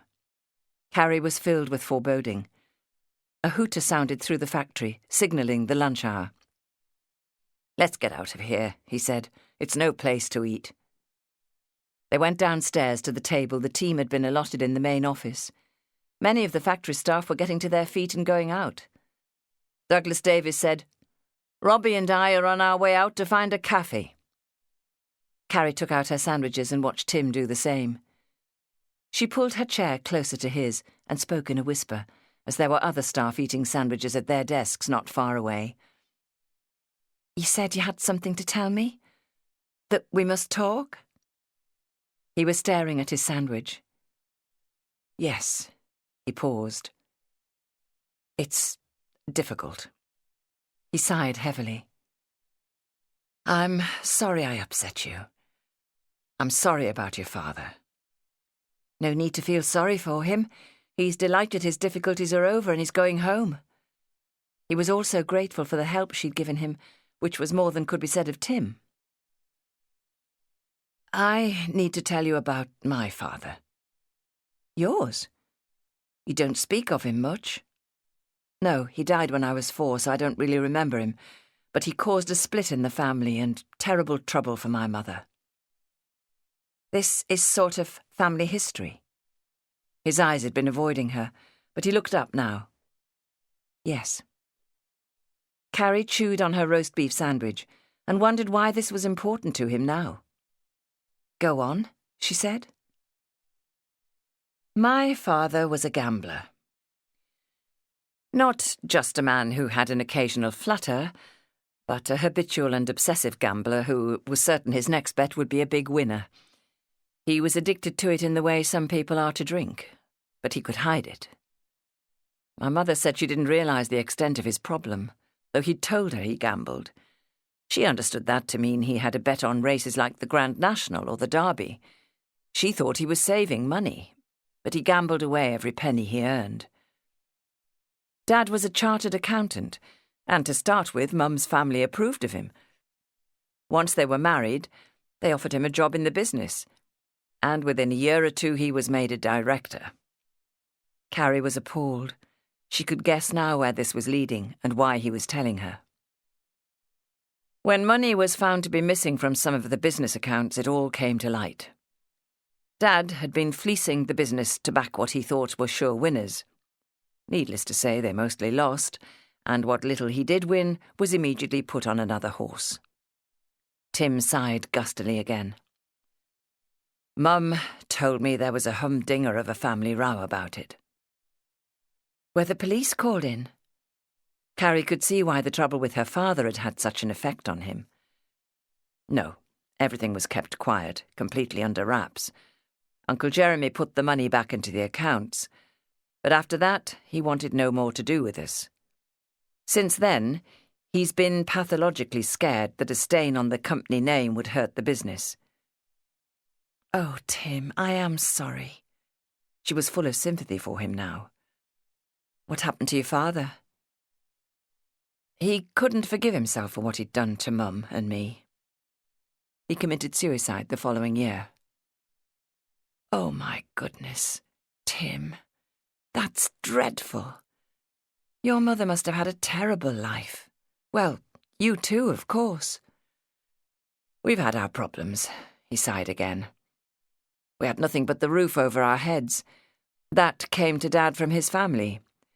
But he'd also borrowed money against it. Once my father was dead, Uncle Jeremy relented. He paid off the debt against the house and offered to help train me, and thought that was enough. He neglected Mum until you brought our penniless state to his attention. She saw a fleeting smile. You can see why we didn't want to ask for more. Really, the family have been very generous to us. I can. I didn't know, Tim. I see now why you refused to help my dad. Any hint of criminality would be bound to scare you off. He was shaking his head. This is not something I can talk about. I've never told anybody else. But I had to put things straight with you. I'm glad you have. She could feel tears of sympathy prickling her eyes. Now we can get back together. I couldn't let a spat like that come between us. I hated being shut out of your life. Her heart seemed to turn over. Carrie, I want you to know I'd go to the ends of the earth for you. She beamed at him and would have said more if their colleagues had not come back from lunch at that moment. She was happier than she'd been for a long time. Things were coming right for her at last. Tim put his hand on her arm. Stay in town with me for an hour or so after work, and let's have a drink somewhere. We have so much to talk about. I'd love to, but I can't, not tonight. There's too much going on at home. Today is Dad's last day. He and Aunt Maud are leaving tomorrow morning. Prue has planned a big farewell dinner. Chapter 31. That afternoon, Carrie and Tim spent another busy session in the stockroom. But now that they'd started talking freely with each other, it was as though they'd opened the floodgates and couldn't stop. All they wanted to do was talk about their personal affairs. She could see affection shining out of his eyes. She thought about what he'd said when they'd been downstairs and was racked with sympathy all over again. Why didn't we discuss these things when we had plenty of time? We really have been taking each other for granted all these months, haven't we? I've never taken you for granted, he said, his brown eyes searching into hers. I've really appreciated your friendship. You've been marvellous to me, both at work and helping me and Mum at home. She thinks you're lovely too. I felt a real heel refusing to help you. I understand why you did that now, she said. You didn't intend to push me away. Carrie, That's the last thing I'd ever want to do. She could see a new intensity in his manner, and her heart missed a beat. Although I've been telling you that you're the best friend I've ever had, I've always wanted more from you. More. Her heart was bouncing. Of course, more. He reached for her hand. Carrie, I'm in love with you. Have been for ages, since the very beginning. Head over heels. I can't get enough of you. He took her in his arms, and his lips came down on hers. Carrie felt as though she was melting. The sudden sound of footsteps outside, followed by voices, made them draw apart. I love you too, she whispered. Why didn't you kiss me before? I hoped you might on our Saturday nights out. Honestly? Well, I didn't dare. Not after you went out of your way to say we were to be just friends. Uncle Jeremy told me he'd asked you if I was your boyfriend, and you were vehement that we were colleagues and friends and nothing more. Oh, dear. And Robbie said you slapped his face and put him in the doghouse for good because he tried to kiss you. Carrie smiled. On our first date, he did nothing but grope me, and he wouldn't stop when I asked him to. It put me right off him. Besides, he wasn't my type. Tim laughed. I've been struggling to keep my hands in my pockets for months. I didn't want the same thing to happen to me.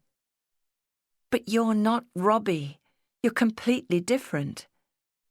If I couldn't have you as my lover, I wasn't going to risk losing your friendship. That made Carrie catch her breath. He was saying he wanted her as his lover. His arms came round her again, and she put her head on his shoulder. Oh, Tim, what blind fools we've been. Yes, he whispered. I've loved you all these months, and I've been trying to decide what I could do about it. What I really want is for us to be married. I've imagined proposing to you in all sorts of romantic places, with a ring ready to slide onto your finger. And here I am, telling you this in a stuffy jam factory stockroom. Carrie could hardly get the words out. But is this a proposal? It's what I've wanted for a long time. But it isn't practical, is it? I'm not earning a proper wage, and I've agreed not to marry before I'm qualified, which is still 2.5 years off. I agreed to the same terms, Carrie said, but now I wish I hadn't. But we could be engaged, he murmured. There are no rules about that. I have no ring to offer you, though, and no prospect of getting one for years. That doesn't matter. In fact, all my prospects are in the distant future. Knowing how we feel and having an understanding is what matters. Yes, it is. His arms tightened round her and stayed there until the factory hooter sounded again to mark the end of the working day. They shot down to the office to lock their documents and files away for the night. On the tram going home that evening, Tim held her hand, and his eyes wouldn't leave her face. She could see he was excited and brimming with pleasure. I want to tell everybody that I love you, and that we have an understanding. My mother will be pleased. Are you going to tell your family? I'd like to tell Dad before he goes. I will if I get half a chance, but the spotlight is going to be on him and Maud. She gave a little laugh. Aunt Prue has assumed we reached this point ages ago. I do love you, Tim, and I'm thrilled to have a real boyfriend at last. No, you're more than a boyfriend, a fiancé. I felt left behind since Connie got married. Did you know John kept trying to hook me up by arranging foursomes? Tim laughed. Did he? And you didn't like his friends? I wanted to make my own choice. We could go out for a walk tonight, couldn't we? Think about ourselves and not all the other things we're expected to be doing. Tim, no, I'm sorry, I really can't. There's so much to be done before Dad leaves. Uncle Bob is coming round to take his car away. He's giving it to him. No, did I not tell you? He's giving it to me. Uncle Bob is going to teach me to drive it. Heavens, how could you forget that? I'd be thinking of nothing else. It's a lovely car, too. Getting things straight between you and me was more important. I've been hankering for that for a long time, too. Carrie, here's your stop. Nearly missed it, she laughed as she got to her feet. I was delighted when Dad's problems were settled, but I'm totally thrilled that we've sorted ourselves out, too. See you tomorrow. She dropped a kiss on his forehead and skipped down the tram. When she let herself into the house, the first thing she saw was the mountain of luggage building up in the hall. Maud came to the living room door. "She's home, Archie," she called. "Hello, love. Come in and have a glass of sherry," he said. Uncle Bob and Auntie Dilys were already there, and so was Gladys, dressed from head to foot in black, as she usually was these days. Something of a party atmosphere was already building up. Archie had provided 2 ducks for the feast, and Prue had roasted them to perfection. "Maud and I have spent the afternoon round at Connie's place," he told Carrie. "We went to say goodbye to her and the baby." "She's absolutely gorgeous," Maud said. "I expect she'll be a demanding child before I see her again, but I'm inviting all of you to come out and see me." Gladys had made the dessert, a confection of sponge cake, fruit and cream, but Maud had to carry it in from the kitchen because Gladys couldn't manage without a stick now, and the heavy bowl needed 2 hands. As she was dishing it up, Archie decided it was the moment to open the champagne. He raised his glass to Carrie. "I can't thank you enough," he said. "You have been wonderful. You made everything turn out right for me." Carrie took a deep breath. "Everything has turned out right for me too," she said with a beaming smile. "Today Tim asked me to marry him, and I said yes." "Congratulations!" Maud whooped, and the rest of the family joined in. Archie was brimming with delight. "That gives me a marvellous excuse to come back for another wedding." "I'm afraid it'll have to wait for a few years," Carrie said. "We all know that," Prue said with her usual sniff. "Tim hasn't exactly rushed to ask you, has he?" It was quite late when Bob stood up and said, "I'm afraid I have to break this party up. It's high time we workers were in bed. Good night, Carrie. I'll come round to take you for another lesson on Sunday." He kissed Maud. "Lucky you. I wish I was coming with you." "Goodbye, Archie." The brothers shook hands. "Don't stay away so long this time." "You and Dilys must come out for a holiday and see me." "We might keep you to that," Bob said. They all went outside to watch Bob and Dilys drive off. "I really feel I'm on my way now he's taken my car," Archie said. Gladys kissed Maud and hugged Archie goodbye, and Prue saw her into her own house and upstairs to her bedroom. Carrie couldn't get to sleep. She felt high on excitement, and it took her some time to calm down. It took the others a while to settle down too. She could hear them whispering and walking round until quite late. Morning came all too soon. Everybody was out of bed at once and wanted to use the bathroom at the same moment. Breakfast was later than usual and seemed chaotic. Prue had hard-boiled the eggs, and Maud said she couldn't possibly eat hers. Carrie was fraught because she had to get off to work, and at the last moment realised her lunchtime sandwiches had been forgotten. She pushed Maud's egg and a few Ryvita into a paper bag.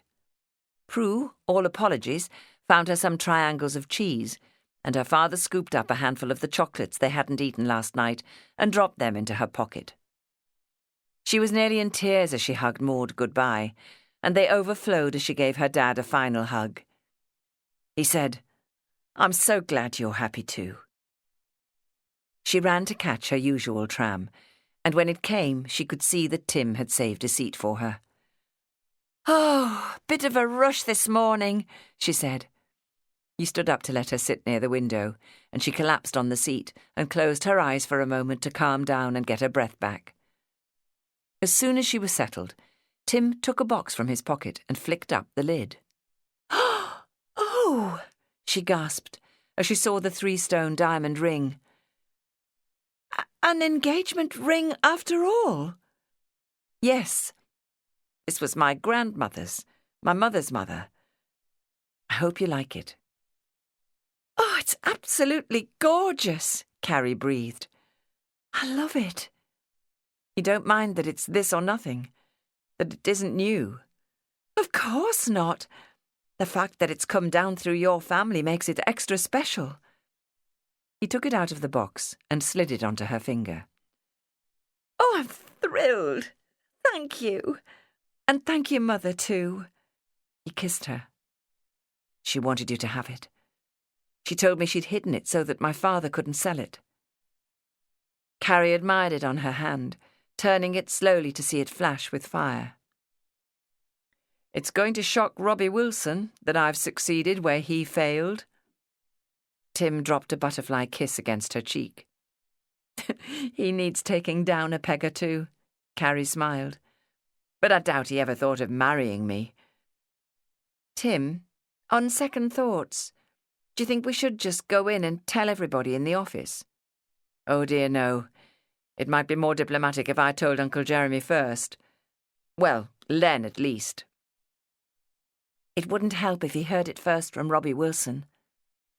Carrie slid the ring off her finger and put it back in its leather case and then safely into her handbag.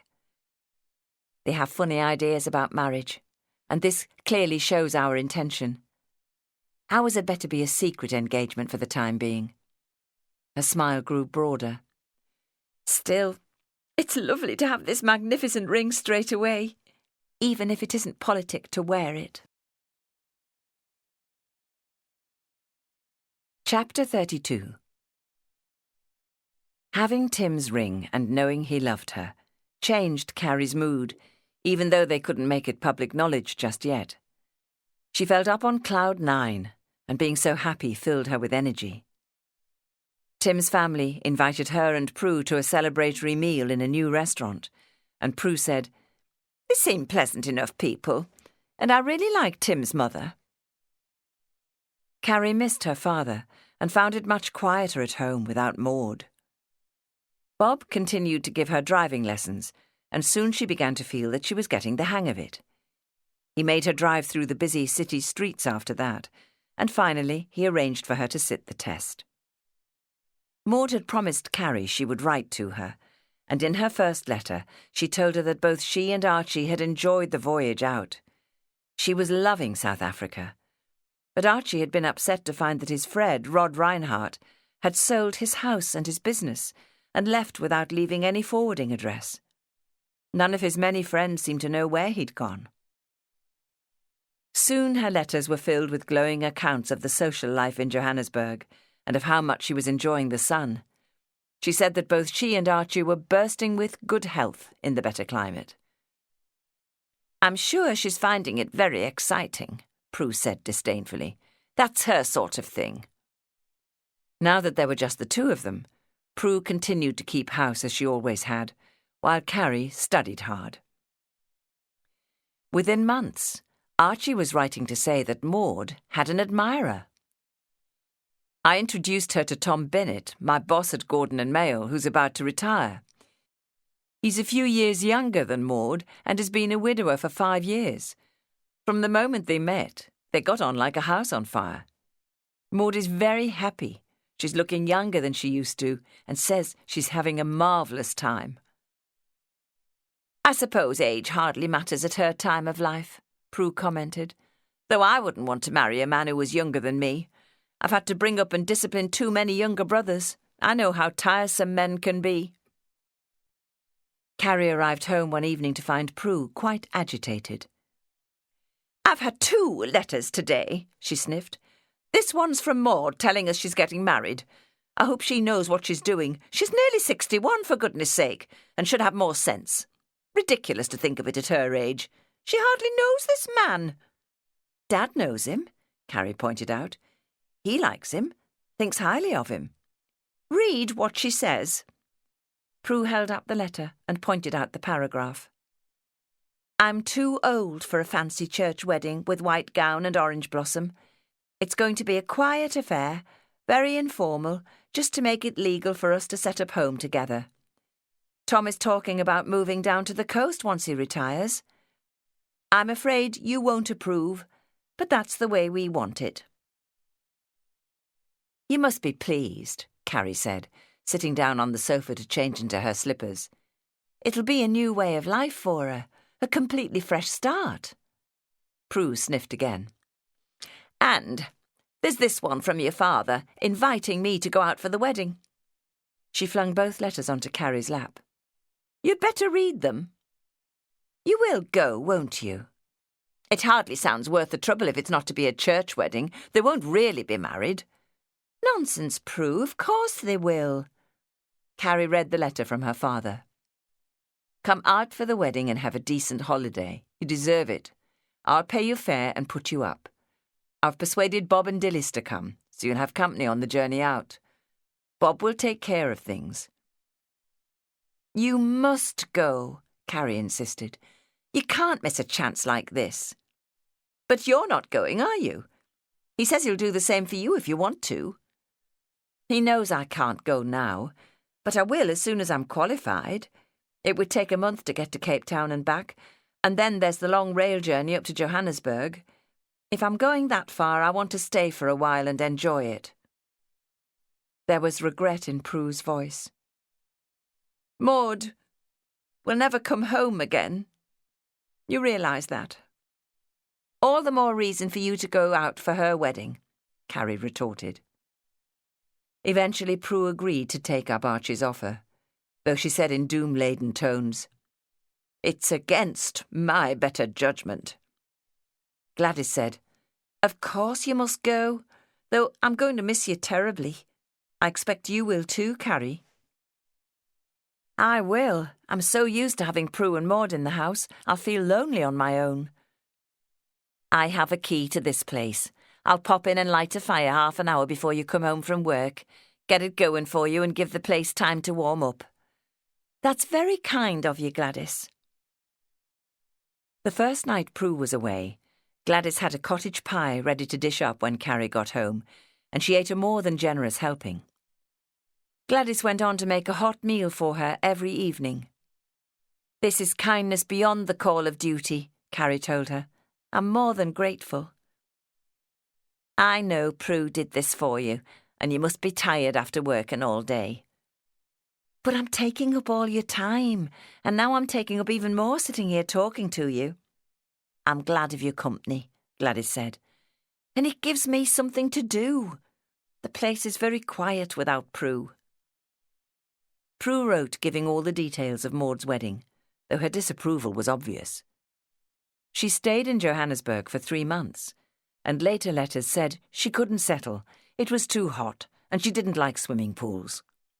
Archie kept a house full of servants, so there was nothing for her to do, and she was bored. She wanted to come home to her own house and her friends. Chapter 33. Prue settled quickly back into her old life. Carrie passed her driving test and took Prue and Gladys for little outings at the weekends. She drove Tim to the office, and when required, she ferried her audit team to wherever they were working. That earned her kudos from everybody. Tim laughed and told her that her status had gone up, and by association, so had his. She was spending more and more time with Tim, and although she felt content with what she had, she still wanted what her twin had achieved. Connie told her she was very happy and that marriage had given her everything she'd ever wanted. Within 2 years, Amelia had become an engaging toddler, and she had a baby brother. Carrie longed to be married, although she knew it was hardly possible. "It's what I want too," Tim said. "I want to feel settled with you." "But I also want to finish my time as an articled clerk and sit that exam," Carrie reminded him. "I don't want to be thrown out at this stage." "Of course you don't." "And I want to go on working after I'm married," she sighed. "But none of us knows if that'll be possible. We must both buckle down and wait. After all, that's what we all agreed to do before we started." In the summer of 1938, Tim qualified as a chartered accountant. "Now I'm earning a salary," he said. "I'm getting impatient. I feel we've waited long enough to get married." To hear him say things like that sent a thrill rippling down Carrie's spine. But I still have another year to wait, and there are any number of reasons to put it off even longer than that. Yes, Mum's health is failing and she can't live on her own. I couldn't possibly leave her. Jane Redwood was now confined to a wheelchair. There is one thing we might do, Tim said. Would you be willing to come and live with us? It isn't much of a prospect for a bride-to-be, I'm afraid. Not only would you be taking me on, but also an invalid mother-in-law. That wouldn't worry me, Carrie laughed. Tim had been taking her home more and more often, and she'd grown fond of Jane Redwood and had been doing more to help her. Prue baked cakes for her regularly and had invited her several times to high tea on a Sunday evening. Are you sure? Tim was frowning. Marrying into my family seems a lot to ask of you. I feel I'd be unloading my responsibilities on you. You can't shrug off your responsibilities, and I want to share your life. So, yes, I'm quite sure. I'll be happy to share everything. Carrie felt his arms go round her in a loving hug. You're 1 in a million, he whispered. He explained his plan. Uncle Jeremy is concerned about Mum too. He and Aunt Enid have had to give more and more help. They know exactly how I'm placed. What if I can get him to agree to us being married? He knows what a help it would be if I had a wife, and he likes you. We'll see him together. Or perhaps talk to Len first, Carrie suggested. I'm articled to him, so it's his problem too. The next morning they went to Len's office together, and Tim said, Carrie and I have been engaged for 2 years, and we feel we've waited long enough. We want to get married. You know that's against the rules, Len replied. It would set a precedent for the business. Not if we kept it quiet and only our families knew, Tim said. I don't wear my engagement ring in the office, Carrie pointed out. It isn't public knowledge that we're engaged. You know how Mum is. The family helps her a lot, but Carrie does too, in practical ways. Wouldn't it be a good thing if she moved in and lived with us? Mum isn't going to get any better. Carrie added, But after all this training you've given me, I want to have a career. That isn't usually possible for a married woman, so I'd need my marriage to be kept hidden anyway. Len said, I don't see how we could arrange that. An engagement is one thing, marriage is another. My sister did it, Carrie said. She was married to John Bradford before he qualified, and she carried on working for the council. They kept it quiet. You didn't know, did you? No. Len sank back in his chair in thought. And there's this growing fear of a coming war. That will change everything, and women will be needed in the workforce, Tim said. I'm not unsympathetic, Len said. I'll put it to Father and see what he thinks. Carrie and Tim left his office in jubilant anticipation, and later that day Uncle Jeremy sent for them. Caroline, he said, you know full well that it's national policy for a professional firm like ours not to employ married women. Yet you're asking me as a director to collude with you to do so. I'm afraid I am, sir, Carrie admitted. She was quaking in her shoes. It isn't fair that because I'm a woman I can't— Nothing is fair in this world, he said. But in your case, there are advantages for Tim and his mother. Though I feel I should point out that, like our male clerks, you agreed not to marry until you'd qualified. I did, she said.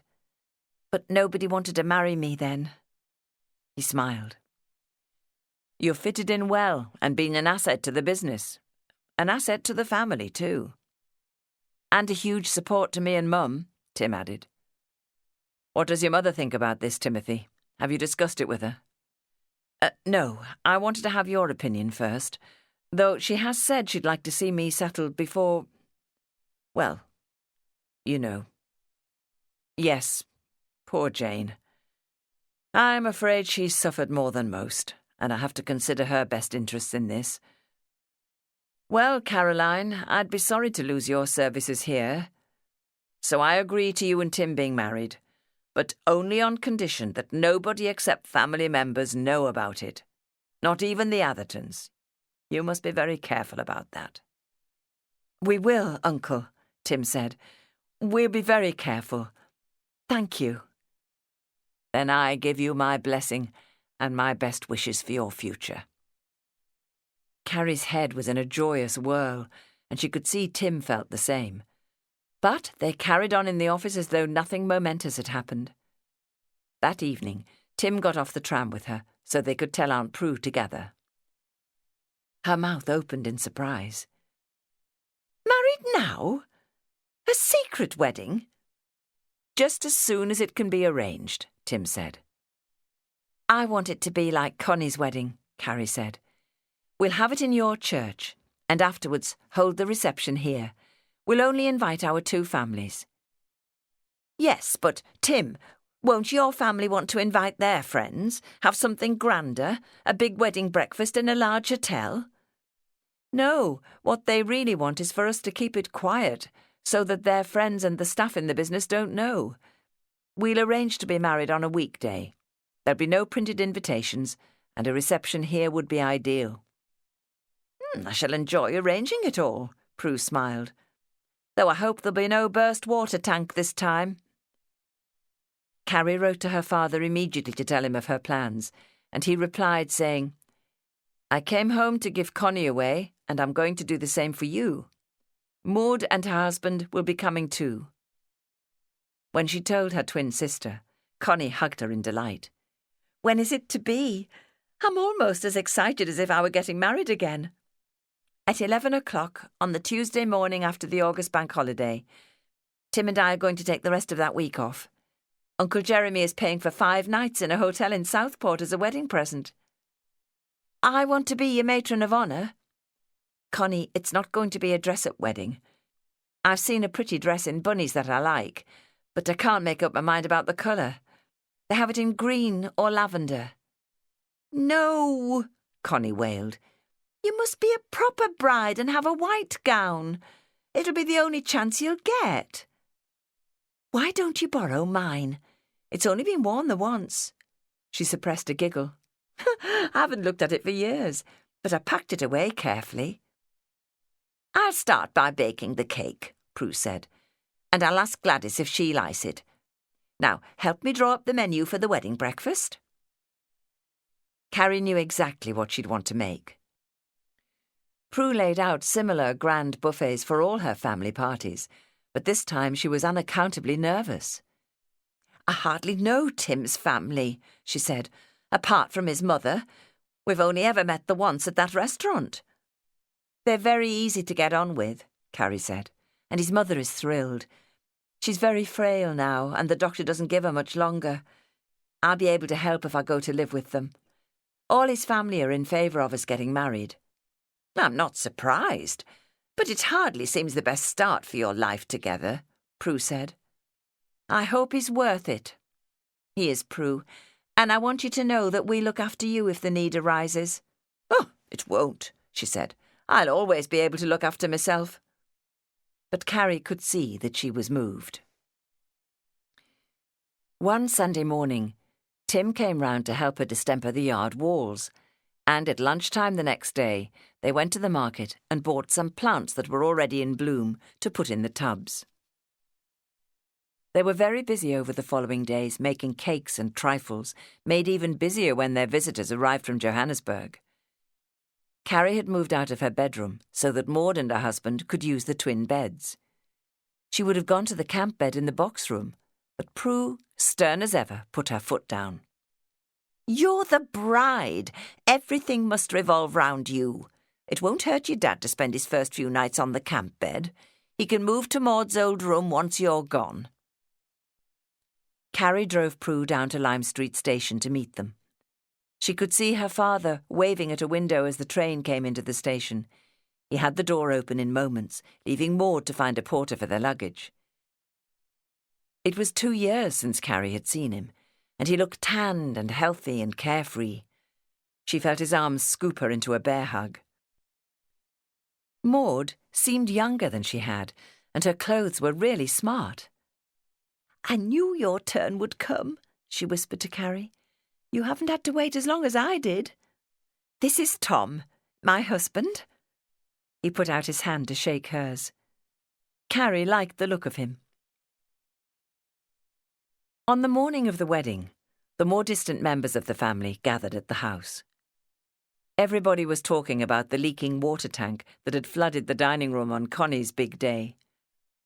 Bob now had a car of his own, and he and George were going to ferry people to the church, just as they had for Connie. She and John came round early, bringing their babies and enough flowers to decorate every room in the house. "Come on, let's get you into that wedding gown," she said. She'd had it dry cleaned and pressed before bringing it round, and Carrie had tried it on and decided she liked the heavy ivory silk, the small stand-up collar and long sleeves. The princess style with a wide skirt fitted her perfectly. It was a very traditional wedding gown. Carrie was used to putting her hair up now, and today she'd arranged it in a large bun on top of her head. She'd chosen a plain silver band to hold the veil in place. "Oh, you look the perfect bride," Connie breathed. "Stylish, yet demure, and very romantic." Her father said, "I've ordered plenty of champagne. We aren't going to rely on Prue this time. She's good at catering for the food, but she hopelessly underestimates how much guests will drink. She thinks a glass of sherry is all the ladies could possibly want. I'm going to open a bottle now." Carrie heard the cork come out with a resounding bang. "You need just one glassful before you walk down that aisle," he told her. She sipped it while bubbles danced up from the glass. The last batch of guests caused a flurry as they left for the church, and now only Dad and Connie were left with her. "I'll never be able to thank you enough for what you did for me," her father told her. "You're a daughter in a million." During the short car ride to church, Connie kept giving her hand a comforting squeeze. Then as the organ soared, she clung to Dad, and he walked her up the aisle. This time, it was all for her. The man she loved was waiting at the altar with his cousin Leonard, who was acting as his best man. Tim turned as she approached and gave her the slow half-smile she knew so well. She could see the love in his eyes, but suddenly everything went misty and there was a lump in her throat. She heard the groom's strong, firm voice saying, "I, Timothy, take thee, Caroline, to my wedded wife, to have and to hold from this day forward, for better for worse, for richer for poorer, in sickness and in health, to love and to cherish, till death us do part." And Carrie knew that now she too had everything she'd ever wanted in life. You have been listening to Liverpool Gems. It was written by Anne Baker and read by Anne Dover. Other recordings by Anne Baker include Daughters of the Mersey, A Liverpool Legacy, Love is Blind, and Wartime Girls. This has been a Soundings Audiobooks presentation. If you've enjoyed this production, please write to us at Isis House, Kings Drive, Whitley Bay, Tyne and Wear, NE26 2JT, or call 0191 253 4155, or visit our website www.isis-publishing.co.uk, and you'll be sent a full list of our recordings.